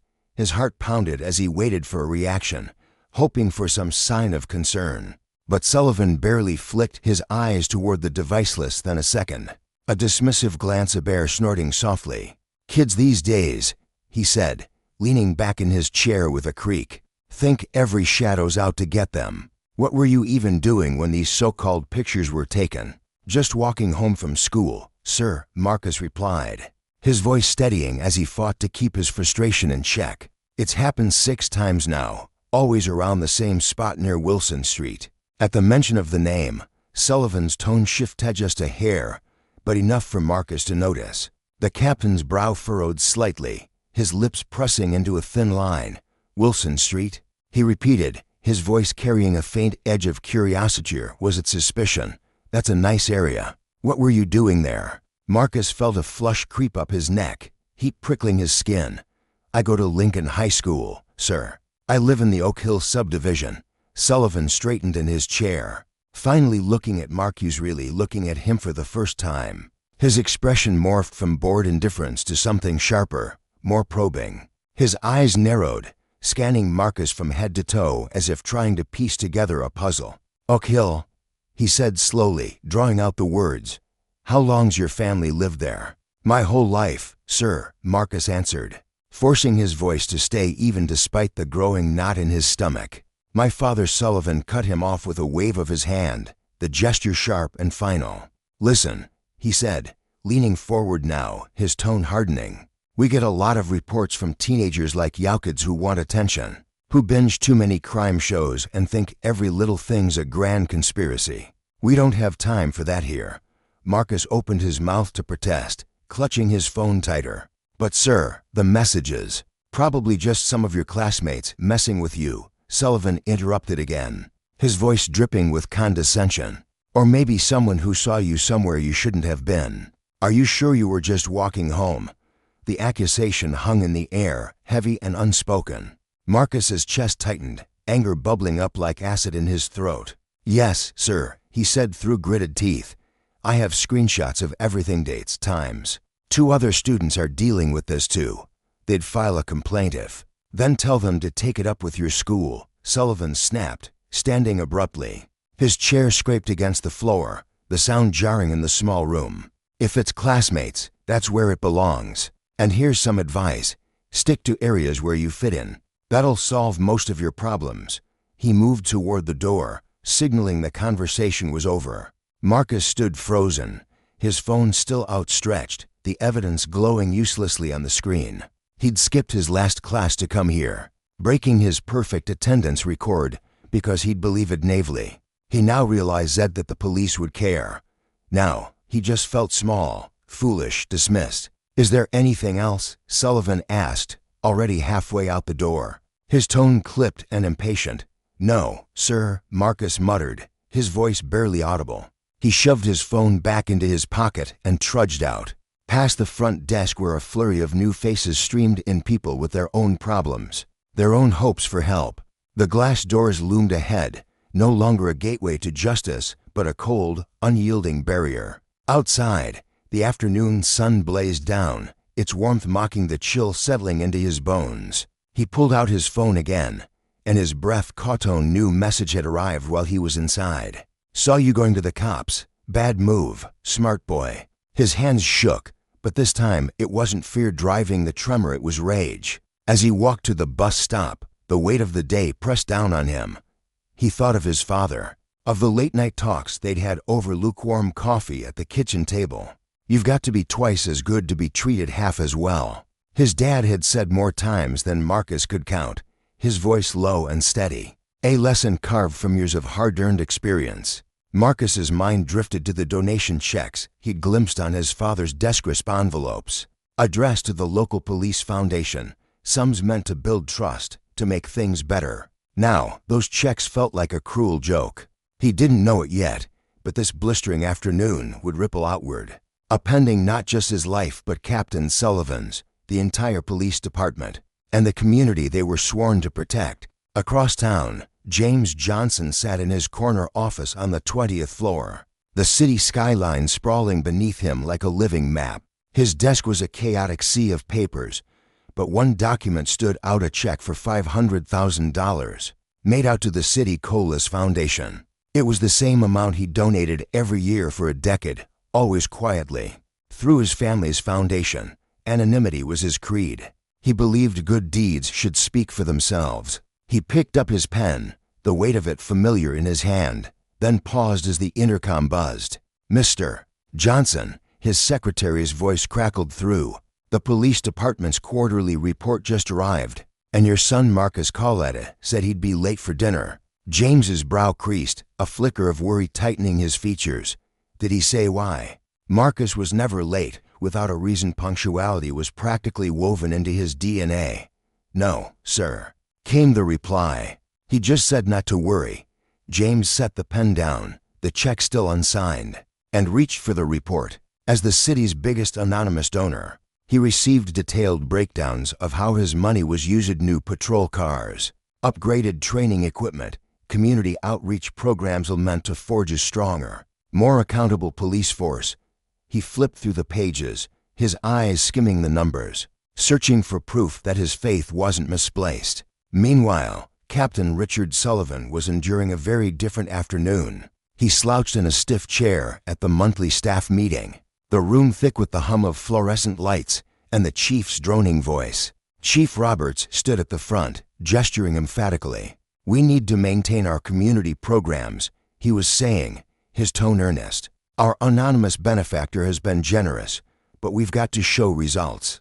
Sullivan bit back a scoff, his jaw tightening. In his mind, those programs were a waste, money frittered away on hand-holding when it could fund real police work. His thoughts drifted to the black teenager who'd shuffled into his office earlier, spouting some nonsense about being followed. Community outreach just emboldened kids like that, he figured, turning every petty grievance into a police matter. Back in his high-rise sanctuary, James Johnson finally signed the check, the ink flowing smooth and deliberate. His father had instilled in him a quiet philosophy. Real change came from doing right without fanfare, letting the world shift in silence. He reached for his phone to call Marcus, then hesitated as an email pinged onto his screen. It was from the school principal. "Mr. Johnson, I noticed Marcus left early today. I wanted to check if everything's all right. This is very unusual for him." James's frown deepened. Marcus skipping school, that wasn't his son. He dialed Marcus's number, but it went straight to voicemail, the silence amplifying his unease. At the same time, Sullivan was back in his office, flipping through the day's reports with a bored flick of his wrist. He paused at a memo about the department's upcoming fundraising gala. Major donors would be there, including someone from the elusive Johnson Foundation, the group that bankrolled so much of their budget. Sullivan had never met anyone from the foundation directly. They always sent proxies to these events, shadowy figures who kept their distance. He shrugged and tossed the memo aside, oblivious to the storm brewing just beyond his narrow horizon. The sun was dipping low when Marcus finally pushed through the front door of their home, his sneakers scuffing the hardwood. James waited in the living room, his worry having festered into a quiet intensity after hours of unanswered calls. "Son," he said softly, his voice a tether in the dim light, "wanna tell me what's going on?" Marcus met his father's gaze, then dropped his eyes to the floor, his shoulders sagging under an invisible weight. "I had to go to the police station today," he admitted, sinking into the armchair across from James. James sat up straighter, his pulse quickening. The police station, "Are you okay? What happened?" Marcus exhaled, the sound heavy with exhaustion. "Someone's been following me and a couple other kids from school, taking pictures, sending threatening messages. I thought I should report it." James leaned forward, his hands clasped tight. The check to the police foundation sat upstairs in his briefcase, a symbol of a decade's worth of hope. "And," he prompted, dread creeping into his voice. "They didn't help," Marcus said, his words faltering. "The Captain Sullivan, he basically said I was making it up. Told me I shouldn't even be in that neighborhood." James's chest constricted, a slow burn of anger igniting beneath his calm exterior. "Did you get his name?" he asked, his tone deceptively even. "Captain Sullivan," Marcus replied quietly. "But Dad, please don't make a big deal out of it. I don't want trouble." James tilted his head back, staring at the ceiling as a flood of thoughts crashed through him. For 10 years, he'd poured money into the police department, believing he was building bridges, fostering trust. Now, his own son had walked into that station vulnerable, seeking help, and been met with the very disdain those donations were meant to erase. Neither of them realized it yet, but Sullivan's callous dismissal had lit a fuse. The unsigned check upstairs wasn't just money anymore, it was a reckoning. As Marcus trudged upstairs to tackle his homework, James reached for his phone. The anonymous benefactor was done staying in the shadows. It was time to make some calls. The next week dawned like any other at Lincoln High School, but for Marcus, normalcy felt like a distant memory. He sat in his AP chemistry class, the whiteboard a blur of equations he couldn't focus on. His mind kept circling back to Tyler, another black student who'd been getting the same eerie messages. Tyler hadn't shown up today, and the absence gnawed at Marcus. At lunch, his phone buzzed against the cafeteria tablet, a text from Tyler. "They jumped me yesterday. Near Wilson Street. Same spot." Marcus's stomach dropped, his half-eaten sandwich turning to stone in his gut. He slipped away to a quiet corner and dialed Tyler, his voice hushed. "Hey, you okay?" To broken ribs, Tyler rasped, his words faint and pained. Had masks on, took pictures while they did it. Said it was a message for all of us who don't belong in the neighborhood. Marcus closed his eyes, Sullivan's words echoing in his skull. "Stay in areas where you belong." He should have fought harder, demanded more. That evening at home, James watched his son push food around his plate, the clink of the fork loud in the tense silence. Marcus had been a ghost all week, jumpy, a shadow of himself. Something had to give, and James knew it was only a matter of time before the truth unraveled everything. This wasn't just about a teenager's complaint anymore, it was a glaring lesson in justice, or the lack of it. Sullivan's abuse of authority, his refusal to listen, had exposed a rot that ran deeper than one dismissive captain. Power, unchecked, bred apathy. It turned protectors into gatekeepers, blind to the very people they were meant to serve. For Marcus, it was a bitter awakening to the limits of trust. For James, it was a call to wield his influence, to demand accountability. The consequences would ripple wide, and the community would soon learn that justice, when ignored, had a way of forcing its own reckoning. The faint hum of the phone vibrating against the wooden table broke the stillness of the Johnson family's kitchen. Marcus, his fork hovering midair over a plate of barely touched scrambled eggs, cast a quick, nervous glance over his shoulder toward the driveway. The morning sun spilled through the window, illuminating the dust motes dancing in the air, but it did nothing to ease the tension etched into his young face. James, his father, sat across from him, cradling a steaming mug of coffee. He noticed the subtle shift in his son's posture, the way Marcus's shoulders hunched, as if bracing for something unseen. "Something's still bothering you," James said, his voice steady but laced with concern. It wasn't a question. It was an observation born from years of watching his son navigate a world that often seemed stacked against him. Marcus let the fork clatter softly against the plate, the sound swallowed by the quiet hum of the refrigerator. He hesitated, his fingers twitching as if debating whether to reach for his phone or retreat entirely. "You remember Tyler from the debate team?" he finally asked, his voice low, almost swallowed by the weight of what he was about to say. James nodded slowly, the memory flickering to life. Tyler, the lanky kid with a quick smile and a sharper mind. The one James had driven to competitions alongside Marcus more times than he could count. "He got attacked yesterday," Marcus continued, his voice cracking like brittle glass under pressure. "By the same people who've been following us, the ones the police wouldn't do anything about." The words hung heavy in the air, a storm cloud gathering over the breakfast table. James felt his grip tighten around the ceramic mug, the heat seeping into his palms as his mind raced. Marcus fumbled with his phone, pulling it from his pocket with trembling hands, and slid it across the table. The screen glowed with a cascade of Misconduct threats, grainy photos of Marcus walking home, of Tyler laughing at school, oblivious to the danger lurking just out of frame.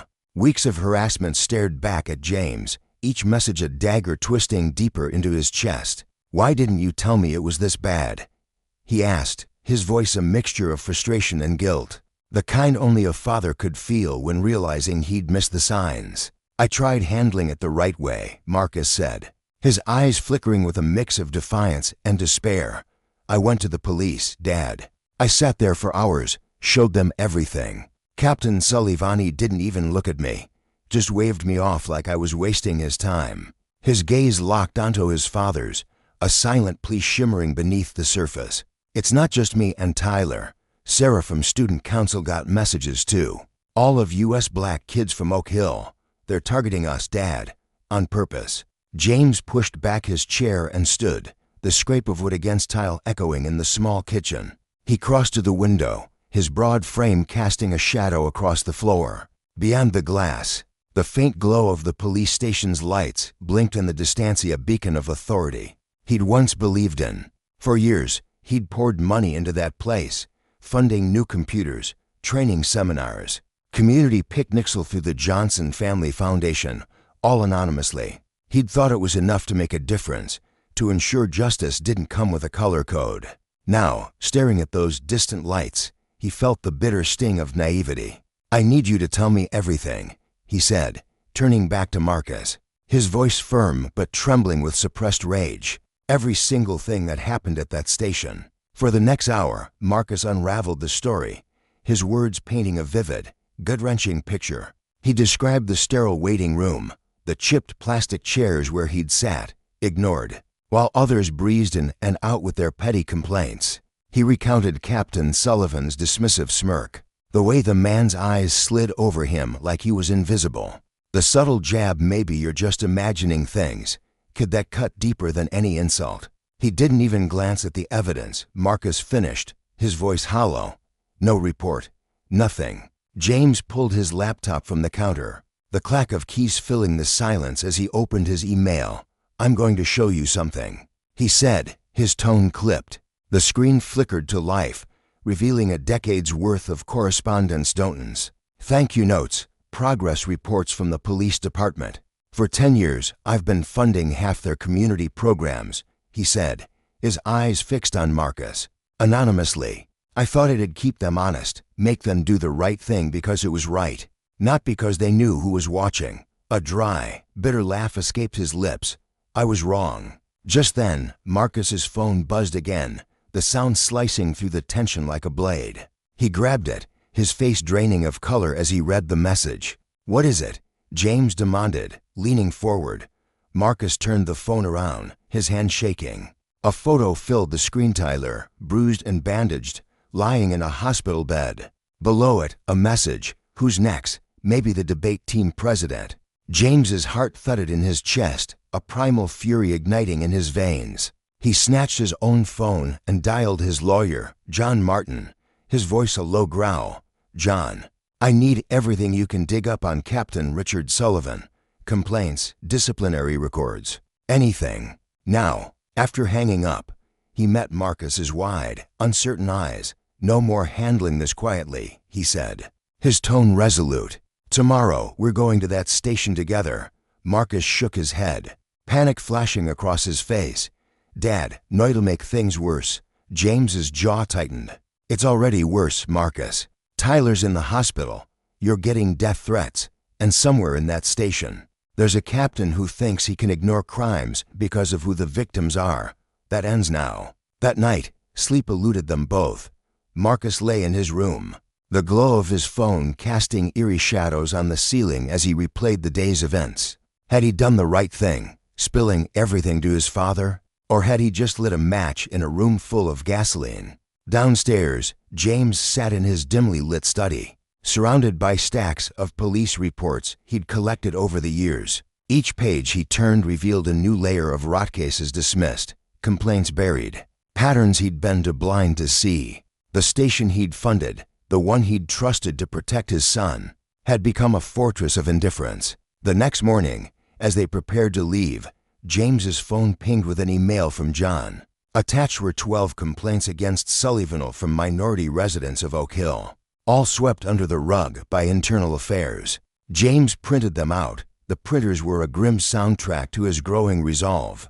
He tucked the pages into his briefcase alongside an unsigned donation check, a silent reminder of the leverage he held. "Let's go," he called to Marcus, his voice steady but laced with steel. Their fight for justice, once a quiet simmer, was about to boil over into the public eye. Later that day, James sat in John Martin's cluttered office, the morning sun slanting through the blinds and casting jagged shadows across the desk. Stacks of files towered around him, each one a testament to Sullivan's unchecked power. He flipped through the 15th complaint he'd read that morning, a young black woman, dismissed by Sullivan in 2020 when she'd reported stalkers. 2 weeks later, her car had been trashed. No investigation, no justice. All these cases, James said, his voice thick with disbelief as he gestured to the mess of papers. How do they just vanish? John, a weary man with graying hair and 20 years of loyalty to the Johnson family, spread out several documents like a dealer laying out cards. "Look at the dates," he said, his finger jabbing at the timelines. Every time a formal complaint hit Sullivan's desk, he got a commendation or a promotion within 3 months. "It's a pattern. Cover the mess, reward the man." James picked up the 2020 file, his hands trembling as the parallels to Marcus's story sank in. "Same officer, same result," he whispered, the words tasting like ash. His phone buzzed again, a text from Marcus. "Tyler's coming home from the hospital today. His parents are too scared to file a report." James showed it to John, his voice rising with barely contained fury. 10 years, John. $500,000 every year for a decade. I thought it was making them better, more accountable, more connected to the community. John pulled up the department's financial records on his computer, the screen glowing with neat rows of numbers. "On paper, it worked," he said. "Community outreach up, response times down, citizen satisfaction through the roof. But the real complaints, buried where you'd never see them." A knock interrupted them. John's assistant, a young woman with sharp eyes and a nervous energy, slipped in with another stack of files. "Sir, we found something else," she said, her voice hushed. "Captain Sullivan's been on the Citizen Complaint Review Board for 8 years. James stood and crossed to the window, the city sprawling below him from the 20th floor. Somewhere down there, Marcus was at school, probably still glancing over his shoulder. Tyler was hobbling home, his parents silenced by fear. How many others didn't report because they knew it was pointless? James asked, his voice barely above a whisper. "Hard to say," John replied, his tone grim, "but there's more. Next week's fundraising gala, Sullivan's getting an award for outstanding community relations." James whirled around, his eyes blazing. "They're using my money to pat him on the back for failing the very people he's supposed to protect." He sank into the chair, pulling out his phone and scrolling through old photos. He stopped on one from last year's charity dinner, Sullivan grinning in the background, as another anonymous donation was announced. "He doesn't know," James said slowly, a plan forming in his mind. "None of them know the money comes from a black family, that their biggest supporter has a son they brushed aside."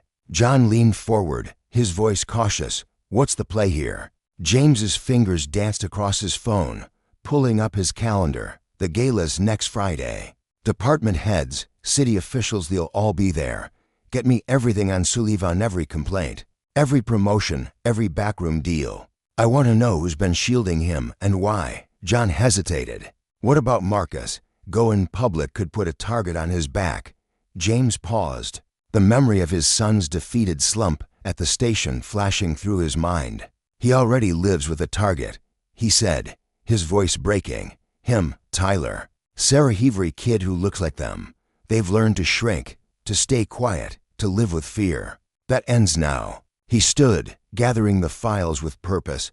My father taught me to work in the shadows, to hope money and good intentions would fix things. But look at us, me son can't even walk home safely. I'm done being quiet. John nodded, a spark of admiration in his eyes. I'll have it all by Thursday. But James, once you do this, there's no turning back. The department won't take kindly to this. James grabbed his briefcase, his grip iron tight. Good. Because I don't take kindly to my son being threatened while they look the other way. It's time Sullivan learned who's been funding his little empire. As he stepped out of the office, his phone buzzed again, another message from Marcus. Dad, got more pictures today. They're watching our house now. James's knuckles whitened around the device, his pulse pounding in his ears. The gala couldn't come soon enough. It was time to flip the script, to make Sullivan feel the weight of scrutiny he'd so casually inflicted on others. Friday night arrived, and the Grand Plaza Hotel's ballroom glittered like a jewel box. Its crystal chandeliers casting prisms of light across the polished badges and tailored suits. Police officers mingled with city officials, their laughter bouncing off the marble walls as waiters wove through the crowd. With trays of champagne, Captain Richard Sullivan stood near the podium, a smug smile tugging at his lips as he rehearsed his acceptance speech for the Outstanding Community Relations Award. His dress uniform gleamed, the medals pinned to his chest catching the light, a perfect picture of authority. At exactly 7:30 p.m., the double doors swung open, and James Johnson strode in, Marcus at his side.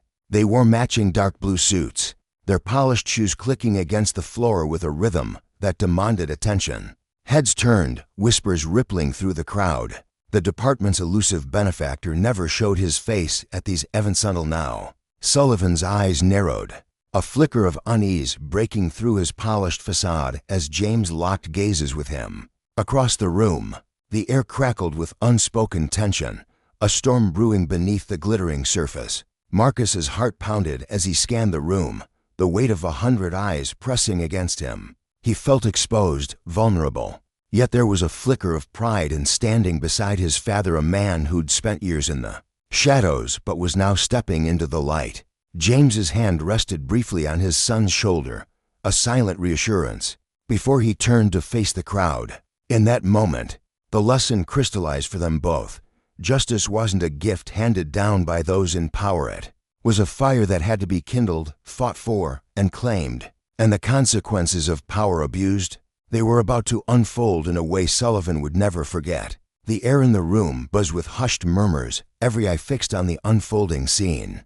James Johnson stood at the center of it all, his presence commanding yet understated, like a storm brewing just beneath the calm surface. Let them stare, he murmured to Marcus, his voice soft but resolute, carrying the weight of a man who'd carried secrets for too long. It's about time they saw exactly who they've been brushing aside. His words weren't loud, but they cut through the chatter like a blade, sharp and deliberate. Chief Roberts hurried across the polished floor, his polished shoes clicking with urgency, his hand outstretched in a gesture that teetered between formality and desperation. Mr. Johnson, he said, his voice tinged with a nervous edge, we weren't expecting you. I mean, your foundation, it's always sent someone else in your place. His eyes flickered, searching James's face for some hint of what was coming. James met his gaze steadily, his lips curving into the faintest of smiles. I figured it was time for a shift, he replied, his tone smooth but firm, resonating with a quiet power that filled the space. My son, Marcus, convinced me it was long overdue. At the mention of Marcus, a ripple of curiosity passed through the crowd, heads turning toward the young man standing tall and unyielding nearby. Captain Sullivan, catching the exchange from a few feet away, sauntered over, his practiced grin plastered across his face like a mask he'd worn too long. Marcus, he said, extending a hand as if they were old acquaintances. Have we met before? The question hung in the air, dripping with feigned friendliness. Marcus straightened, his jaw tightening as he locked eyes with the officer. Yes, sir, he answered, his voice clear and unwavering despite the storm brewing inside him. Last week, when I came to report those threats, the words landed like stones, and Sullivan's smile faltered, his eyes darting between Marcus and James as realization crept in. The color drained from his cheeks, leaving him pale and exposed. A man suddenly aware he'd misjudged the ground beneath his feet. Oblivious to the tension crackling like static, Chief Roberts stepped up to the microphone, his voice booming through the room. "Ladies and gentlemen, please join me in welcoming our most generous supporter, Mr. James Johnson of the Johnson Foundation." The crowd erupted into applause, a wave of sound that filled the grand hall, bouncing off the high ceilings and ornate walls. James moved toward the podium with measured steps, his hand resting briefly on a thick folder he set down with purpose. Marcus stood in the front row, his chest swelling with a mix of pride and apprehension, his dark eyes tracking his father's every move. "Thank you," James began, his voice steady and rich, cutting through the lingering claps. "For a decade, I've supported this department from the shadows, my name absent from the checks. Today, I'm stepping into the light to tell you why that ends now." He flipped open the folder, revealing a stack of documents that seemed to hum with untold stories. "Last week, my son walked into your station to report serious ones." His gaze zeroed in on Sullivan, who stood rigid, sweat beading on his forehead. "Captain Sullivan, care to explain how you handled it?" The question was a challenge, delivered with the calm precision of a man who knew he held the upper hand. Sullivan took a hesitant step forward, his voice trembling slightly. "Mr. Johnson, perhaps we could discuss this privately." His words were a plea, thinly veiled as a suggestion, but James shook his head, his expression unyielding. "No more private talks," he said, his tone hardening. "No more complaints swept under the rug. No more pretending everything's fine." He lifted a sheaf of papers, holding them up for all to see. 15 complaints against Captain Sullivan in 8 years from minority citizens. All vanished into thin air. The room fell silent, the weight of his words pressing down on every listener, the air thick with unease. Chief Roberts reached for the microphone, his hand shaky, but James raised a palm to stop him.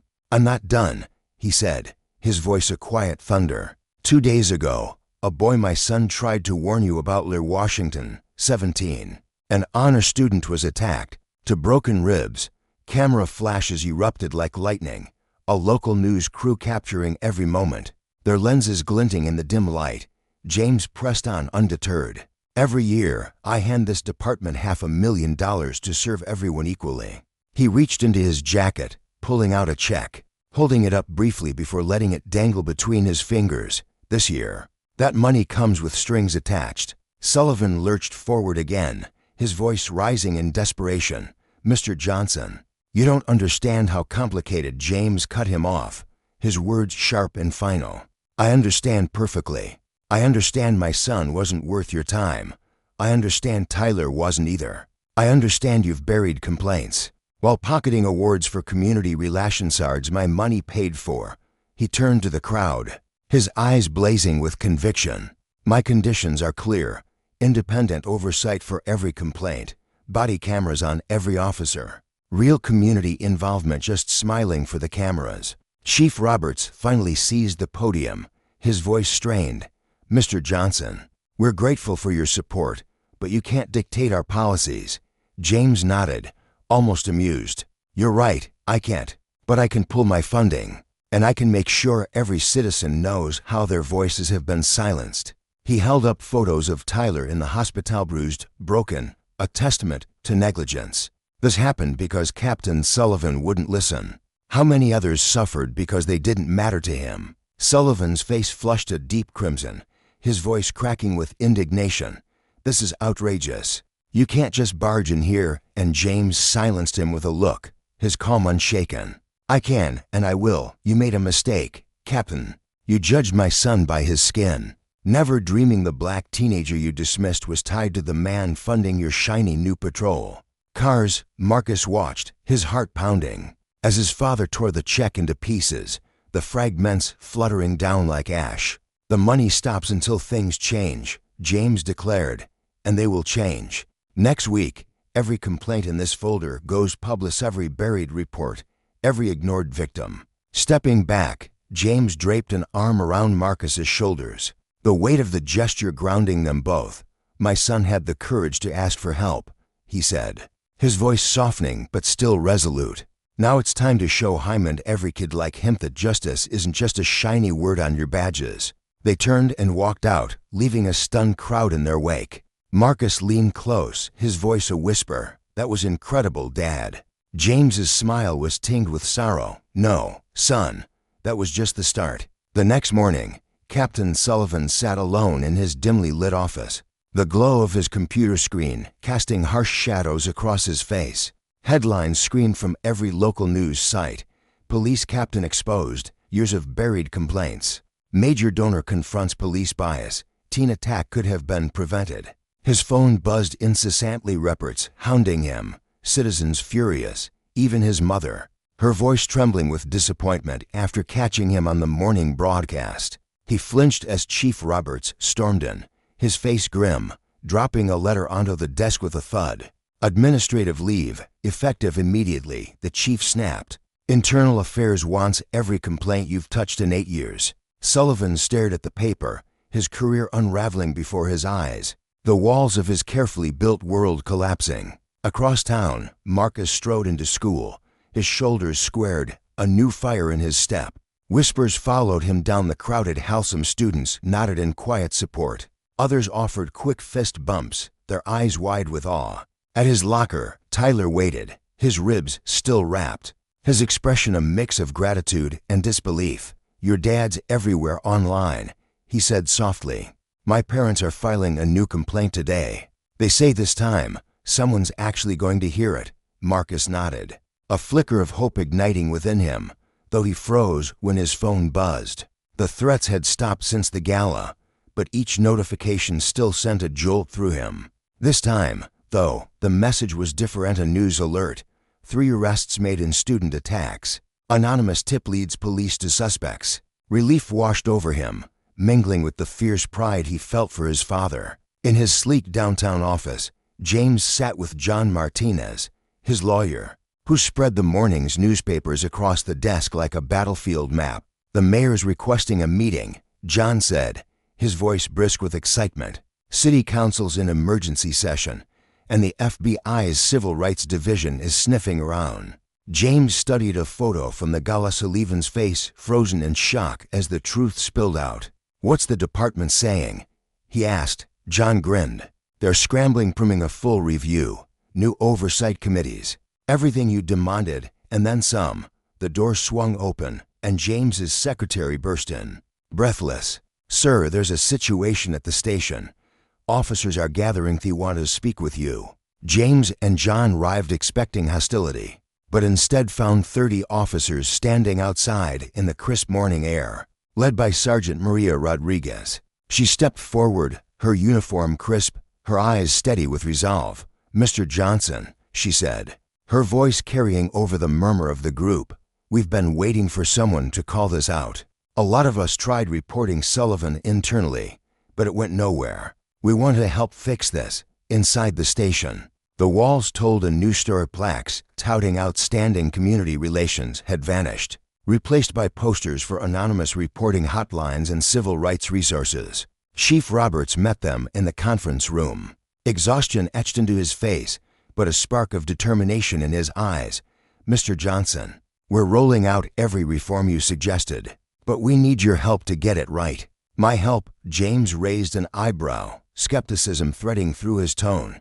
Yes, Roberts replied. We want you to chair the Oversight Committerial Authority, real change, and we'd like Marcus and his friends to help redesign our youth outreach. James thought of Marcus's bravery, Tyler's pain, the countless voices silenced over the years. One condition, he said. Sullivan doesn't just walk away, he faces consequences.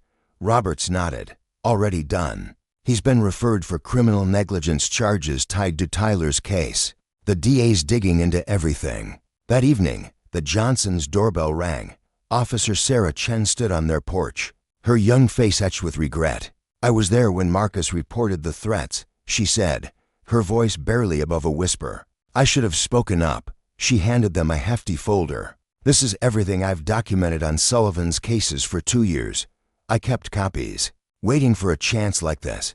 Change came swiftly after that. By week's end, Sullivan resigned, avoiding an internal probe, and 3 more officers fell in the cascade of revelations. Marcus sat with his father in their living room, the TV flickering with news coverage.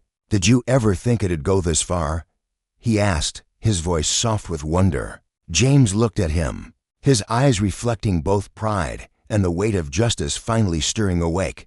"I hoped it would. Son, for you, for Tyler, for everyone who's been ignored. This is what happens when power forgets its purpose. Consequences catch up, and the truth finds a way." 10 years ago, James Johnson sat in a dimly lit office, his pen hovering over a checkbook, believing that a single generous donation could smooth over the cracks in a fractured world.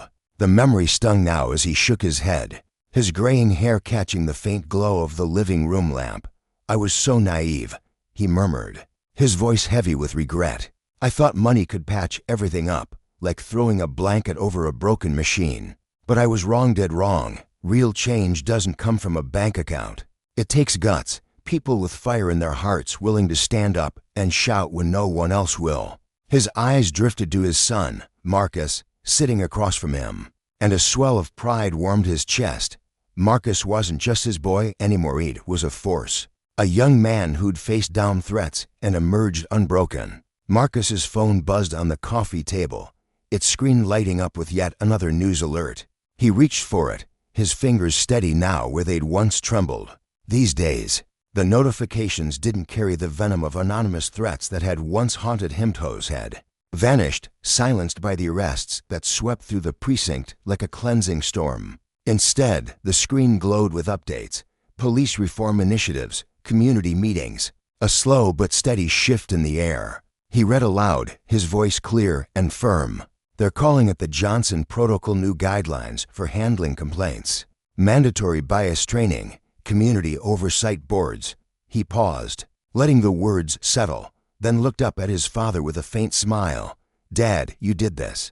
James leaned forward, resting a weathered hand on Marcus's shoulder, his grip firm but tender. "No, Marcus," he said, his tone rich with conviction. "We did this. Sometimes it takes a father's resources and a son's courage to shake the world awake." The weight of their shared journey hung between them, a quiet triumph born from years of struggle. 3 months had passed since the gala confrontation, a night of raised voices and shattered illusions, and Marcus now stood at the front of Lincoln High's auditorium. The room buzzed with life, every seat filled with students, parents, and police officers, their faces a mix of curiosity and cautious hope. The newly formed Student Police Alliance had ignited something unexpected, drawing a crowd that spilled into the aisles. Marcus adjusted the microphone, his breath steady as he spoke. "When I first reported those threats," he began, his voice cutting through the hum, "I was told I didn't belong in my own neighborhood. They looked at me like I was an outsider in the streets I'd grown up on. Today, we're building something new, making damn sure no kid ever hears those words again." His eyes swept the room, fierce and unyielding, and the audience leaned in, hanging on his every word. In the back, Richard Sullivan sat alone, a shadow of the man he'd once been. No longer Captain Sullivan. He wore a plain gray sweater instead of the crisp uniform that had defined him for decades. The past few months had carved new lines into his face, aging him beyond his years. But there was something softer in his posture now, a humility that hadn't existed before. Resignation had stripped him bare, his pension gone, his reputation a pile of ash. But the real reckoning came later. A letter from Tyler Washington's parents had arrived one rainy afternoon, its simple request piercing through his defenses. Come see him, see what happened. Watching Tyler, a boy he'd failed, struggle through physical therapy, gritting his teeth against the pain of injuries Sullivan could have prevented, had cracked something deep inside him. Guilt gnawed at him daily, a relentless companion he couldn't shake. Marcus's voice pulled him back. "Our next speaker asked to address us today, Mr. Sullivan." A ripple of unease swept through the crowd as Sullivan rose, his steps slow but deliberate. A few people stood to leave, their chairs scraping loudly against the floor, But James Johnson, seated in the front row, raised a hand, a silent plea for patience that held the room in place. Sullivan reached the podium, his hands trembling as he gripped its edges. "I spent 20 years behind a badge," he began, his voice rough and unsteady, "thinking I was serving justice, but I wasn't.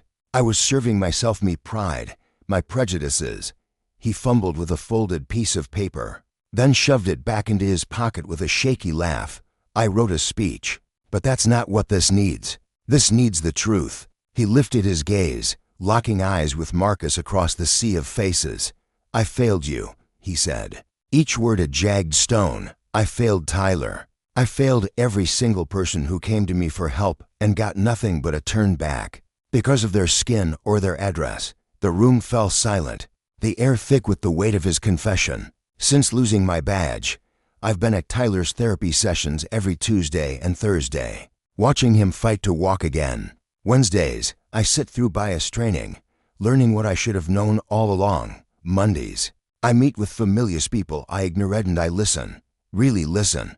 He swallowed hard, his voice breaking. "I can't erase the damage I did, but I can damn well make sure it stops with me." From his seat, James watched the man who'd once dismissed his son now unraveling before them, tears glinting in his eyes. It was surreal, almost impossible to believe, but the change had been brewing for weeks. 6 weeks earlier, Sullivan had appeared at their doorstep, head in hand, his voice low but earnest. "I know how the system buries its rot," he'd said, standing in the rain. "Let me help fix what I broke." Now, as a civilian advisor on the reform committee, he was laying bare the flaws he'd once guarded. Turning to the new police chief in the crowd, he added, "This isn't about one captain or one department. It's in the bones of the system or training, our assumptions. But thanks to Marcus and James Johnson, we're finally digging it out." After the assembly, students clustered around a table where Officer Sarah Chen stood, her crisp uniform a stark contrast to Sullivan's civilian attire. She tapped at a tablet, demonstrating the department's new reporting app with a quiet confidence. "Every complaint gets logged instantly," she explained, her voice carrying over the chatter. "No more lost files, no more excuses." Marcus lingered nearby, watching as Tyler approached Sullivan, his movements cautious, ribs still healing from the attack that had nearly taken him. "Sir," Tyler said, his tone steady but soft, "my parents wanted you to know they're grateful for what you've been doing at the rehab center." Sullivan nodded, his throat tight, unable to find words. "They're forgiving us, he don't deserve it," he managed finally. Tyler met his gaze, unflinching. "Maybe not, but this isn't about deserving, it's about moving forward." That evening, James and Marcus sat in their living room, the day's events replaying on the local news. Clips of the assembly flickered across the screen. Marcus at the podium, Sullivan's raw confession. Marcus turned to his father, his brow furrowed. "Did you ever think Sullivan could change like this?" James leaned back, his hands clasped thoughtfully. "People can surprise you," he said after a moment. "Sometimes they just need to stare their failures in the face and own them." Marcus picked up his phone, opening the new police app. The threat reporting feature bore his Namath Marcus Johnson Protocola, quiet testament to their fight. "The old Sullivan would have despised this," he said, showing the screen to his father with a grin. James chuckled softly. "The old Sullivan's gone." Sometimes the biggest shifts come from the last person you'd expect, outside. A police cruiser rolled by, part of the new community patrol. The officer waved, and Marcus returned it without a flicker of fearenly hope, spreading like wildfire through their streets. A year to the day after Marcus first walked into the police station, trembling but resolute, the city council chamber buzzed with anticipation. Banners proclaiming community first. 1 year of change swayed gently from the walls, their bold letters a promise kept. On stage, 3 empty chairs awaited the day's speakers. Marcus adjusted his tie, his notes crinkling in his pocket. At 18, he stood taller now, his shoulders broader. The scared kid who'd faced Captain Sullivan replaced by a young man who'd sparked a revolution. James joined him backstage, smoothing his own tie-dye matching blue suits, a nod to the gala that had set it all in motion. The third figure approached, Richard Sullivan, no longer a captain, but the director of the new Civil Rights Training Institute. The year had weathered him, but his eyes burned with a quiet, hard-earned resolve. Mayor Chen took the podium, her voice ringing out. 1 year ago, we faced a crisis that could have torn us apart. Today, we celebrate how it forged us anew. The audience was a tapestry of their journey. Tyler Washington, fully recovered and college-bound.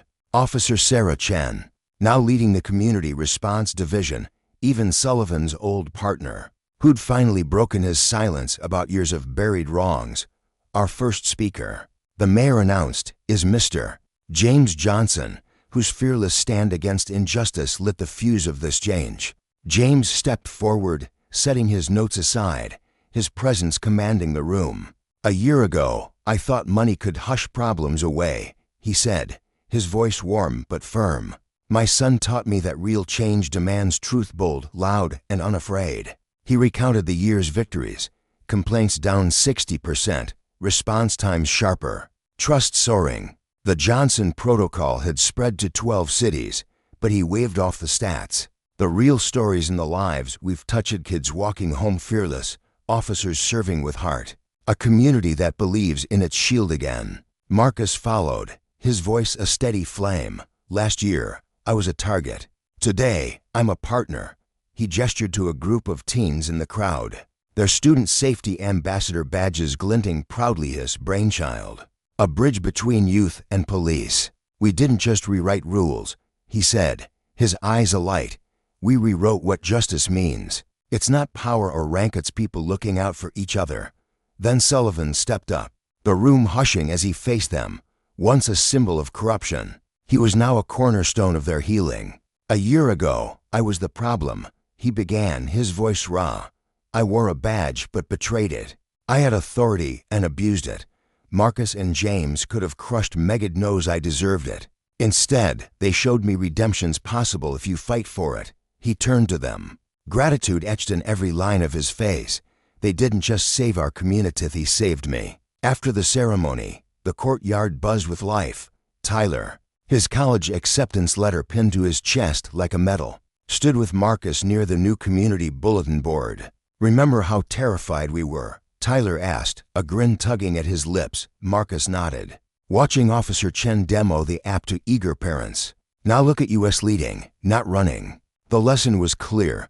Justice wasn't a gift bestowed from above, it was a fire kindled by those brave enough to demand it.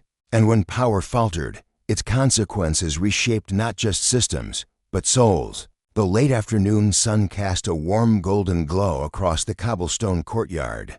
As James stepped forward, his polished shoes clicking softly against the stone, Sullivan trailed just behind him, his broad shoulders squared with a quiet pride that hadn't always been there. The four Manyamas, Sullivan, Marcus, and Tyler stood side by side, a sight that would have seemed impossible years ago. Once fractured by suspicion, resentment, and the heavy weight of unspoken fears, they now formed a united front, bound not just by circumstance, but by a shared vision of something better. The air around them buzzed with the energy of a city in transition, a place teetering on the edge of hope. James adjusted his tie, a faint smile tugging at the corners of his mouth as he addressed the group. "Today's the day," he said, his voice steady but laced with an undercurrent of excitement. "The Johnson Foundation's annual donation to the police department is due, and it's going out as scheduled." Marcus, leaning casually against a nearby railing, raised an eyebrow, his dark eyes glinting with amusement. "Still keeping it anonymous, huh?" he asked, his tone teasing but warm, the kind of familiarity that only years of trust could build. James let out a hearty laugh, the sound rolling through the courtyard like a gentle wave. "Not this time," he replied, shaking his head. "No more hiding in the shadows. Real change, lasting change happens when you step into the light and let everyone see what you stand for." Sullivan shifted his weight, clearing his throat with a sound that was more nervous than commanding, a remnant of the man he used to be. His graying hair caught the fading sunlight as he spoke, his words deliberate. "Chief Roberts pulled me aside earlier," he said, glancing at Tyler, whose curiosity was already piqued. "He wanted me to let you know they're renaming the training center. It's going to be called the Johnson Washington Center for Community Policing." Tyler's breath hitched, his eyes widening in disbelief as he processed the words. "Washington," he stammered, his voice barely above a whisper. "As in my family." Sullivan nodded, a rare softness breaking through his usually stern demeanor. "That's right. They said it's because you're forgiven us. Your willingness to let go of the past showed us all what healing really looks like. It's a lesson we're still learning." The courtyard stretched out before them, a sprawling mosaic of life unfolding under the deepening hues of dusk. Young students, their backpacks slung carelessly over their shoulders, laughed and mingled with uniformed officers, their exchanges free of the tension that once defined such encounters. Nearby, parents stood in small clusters, their voices rising and falling as they voiced worries about their children's future concerns, no longer stifled by fear of dismissal. Community leaders, clad in a mix of business suits and casual jeans, huddled over clipboards, sketching out plans for initiatives that promised to reshape the city's heartbeat. Marcus watched it all, his gaze drifting from face to face, a quiet awe settling into his chest. He stepped closer to James, his voice dropping to a near whisper, as if the moment were too fragile for anything louder. "Dad," he said, his tone thick with memory, "do you remember when you told me it takes a father's resources and a son's courage to make a real difference?" James turned to him, his eyes crinkling at the edges as he nodded slowly. "I do," he replied, his voice rich with emotion, "but I think I was only half right. It's not just you, it's this whole community, choosing to grow together, that's making it happen." Beyond them, Sullivan had wandered over to a group of fresh-faced recruits, their crisp uniforms still stiff with newness. He stood among them, his hands clasped behind his back, his posture relaxed yet purposeful. The recruits leaned in, hanging on his every word as he recounted his storynet with the arrogance of a man who'd always been wise, but with the raw honesty of someone who'd stumbled and risen again. Once a captain who'd scoffed at a trembling teenager's pleas, brushing them off with the cold indifference of unchecked power, he was now a different man. His voice carried across the courtyard, steady and earnest, as he urged the young officers to Listento truly heart people they'd sworn to protect. "It's not about control," he told them, his eyes distant yet focused, as if peering into his own past. "It's about respect. It's about serving with a heart that's open, not a fist that's clenched." The recruits nodded, some scribbling notes, others simply absorbing the weight of his transformation. The city round them hummed with a quiet vitality, its skyline softening under the blanket of twilight. Brick buildings glowed faintly in the dying light, their windows reflecting the last streaks of orange and pink. The distant sound of traffic mingled with the chatter of the courtyard, a symphony of renewal that hadn't existed before. Marcus felt it in his bones shift. The possibility. He thought of the boy he'd once been, the one who'd watched his world fracture under the strain of injustice, and wondered how many others like him were out there now, teetering on the edge of speaking out. Tyler, too, stood lost in thought, his fingers tracing the edge of his jacket as he replayed Sullivan's words in his mind. Forgiveness had been his gift to them all, but it hadn't come easily. Each step had been a battle against the bitterness that threatened to consume him. James rested a hand on Marcus's shoulder, the touch grounding them both. "Look at this," he murmured, his voice thick with pride and something deeper relief, perhaps, that they'd made it this far. "We've all changed. The city's changed." His gaze settled on Sullivan, who was now laughing at something a recruit had said, the sound genuine and unguarded.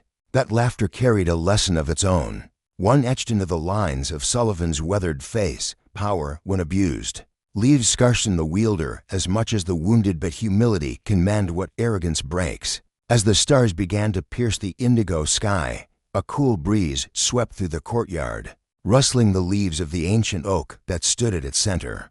Somewhere in the city, another young voice trembled on the verge of breaking its silence. Emboldened by the echoes of this moment, they would speak, and this time, someone would listen. The four men stood together, their shadows stretching long across the stones, a testament to the truth that justice isn't just a verdict, it's a journey, and the consequences of power, wielded without care, ripple far beyond the moment of its misuse, demanding accountability from those who dare to hold it.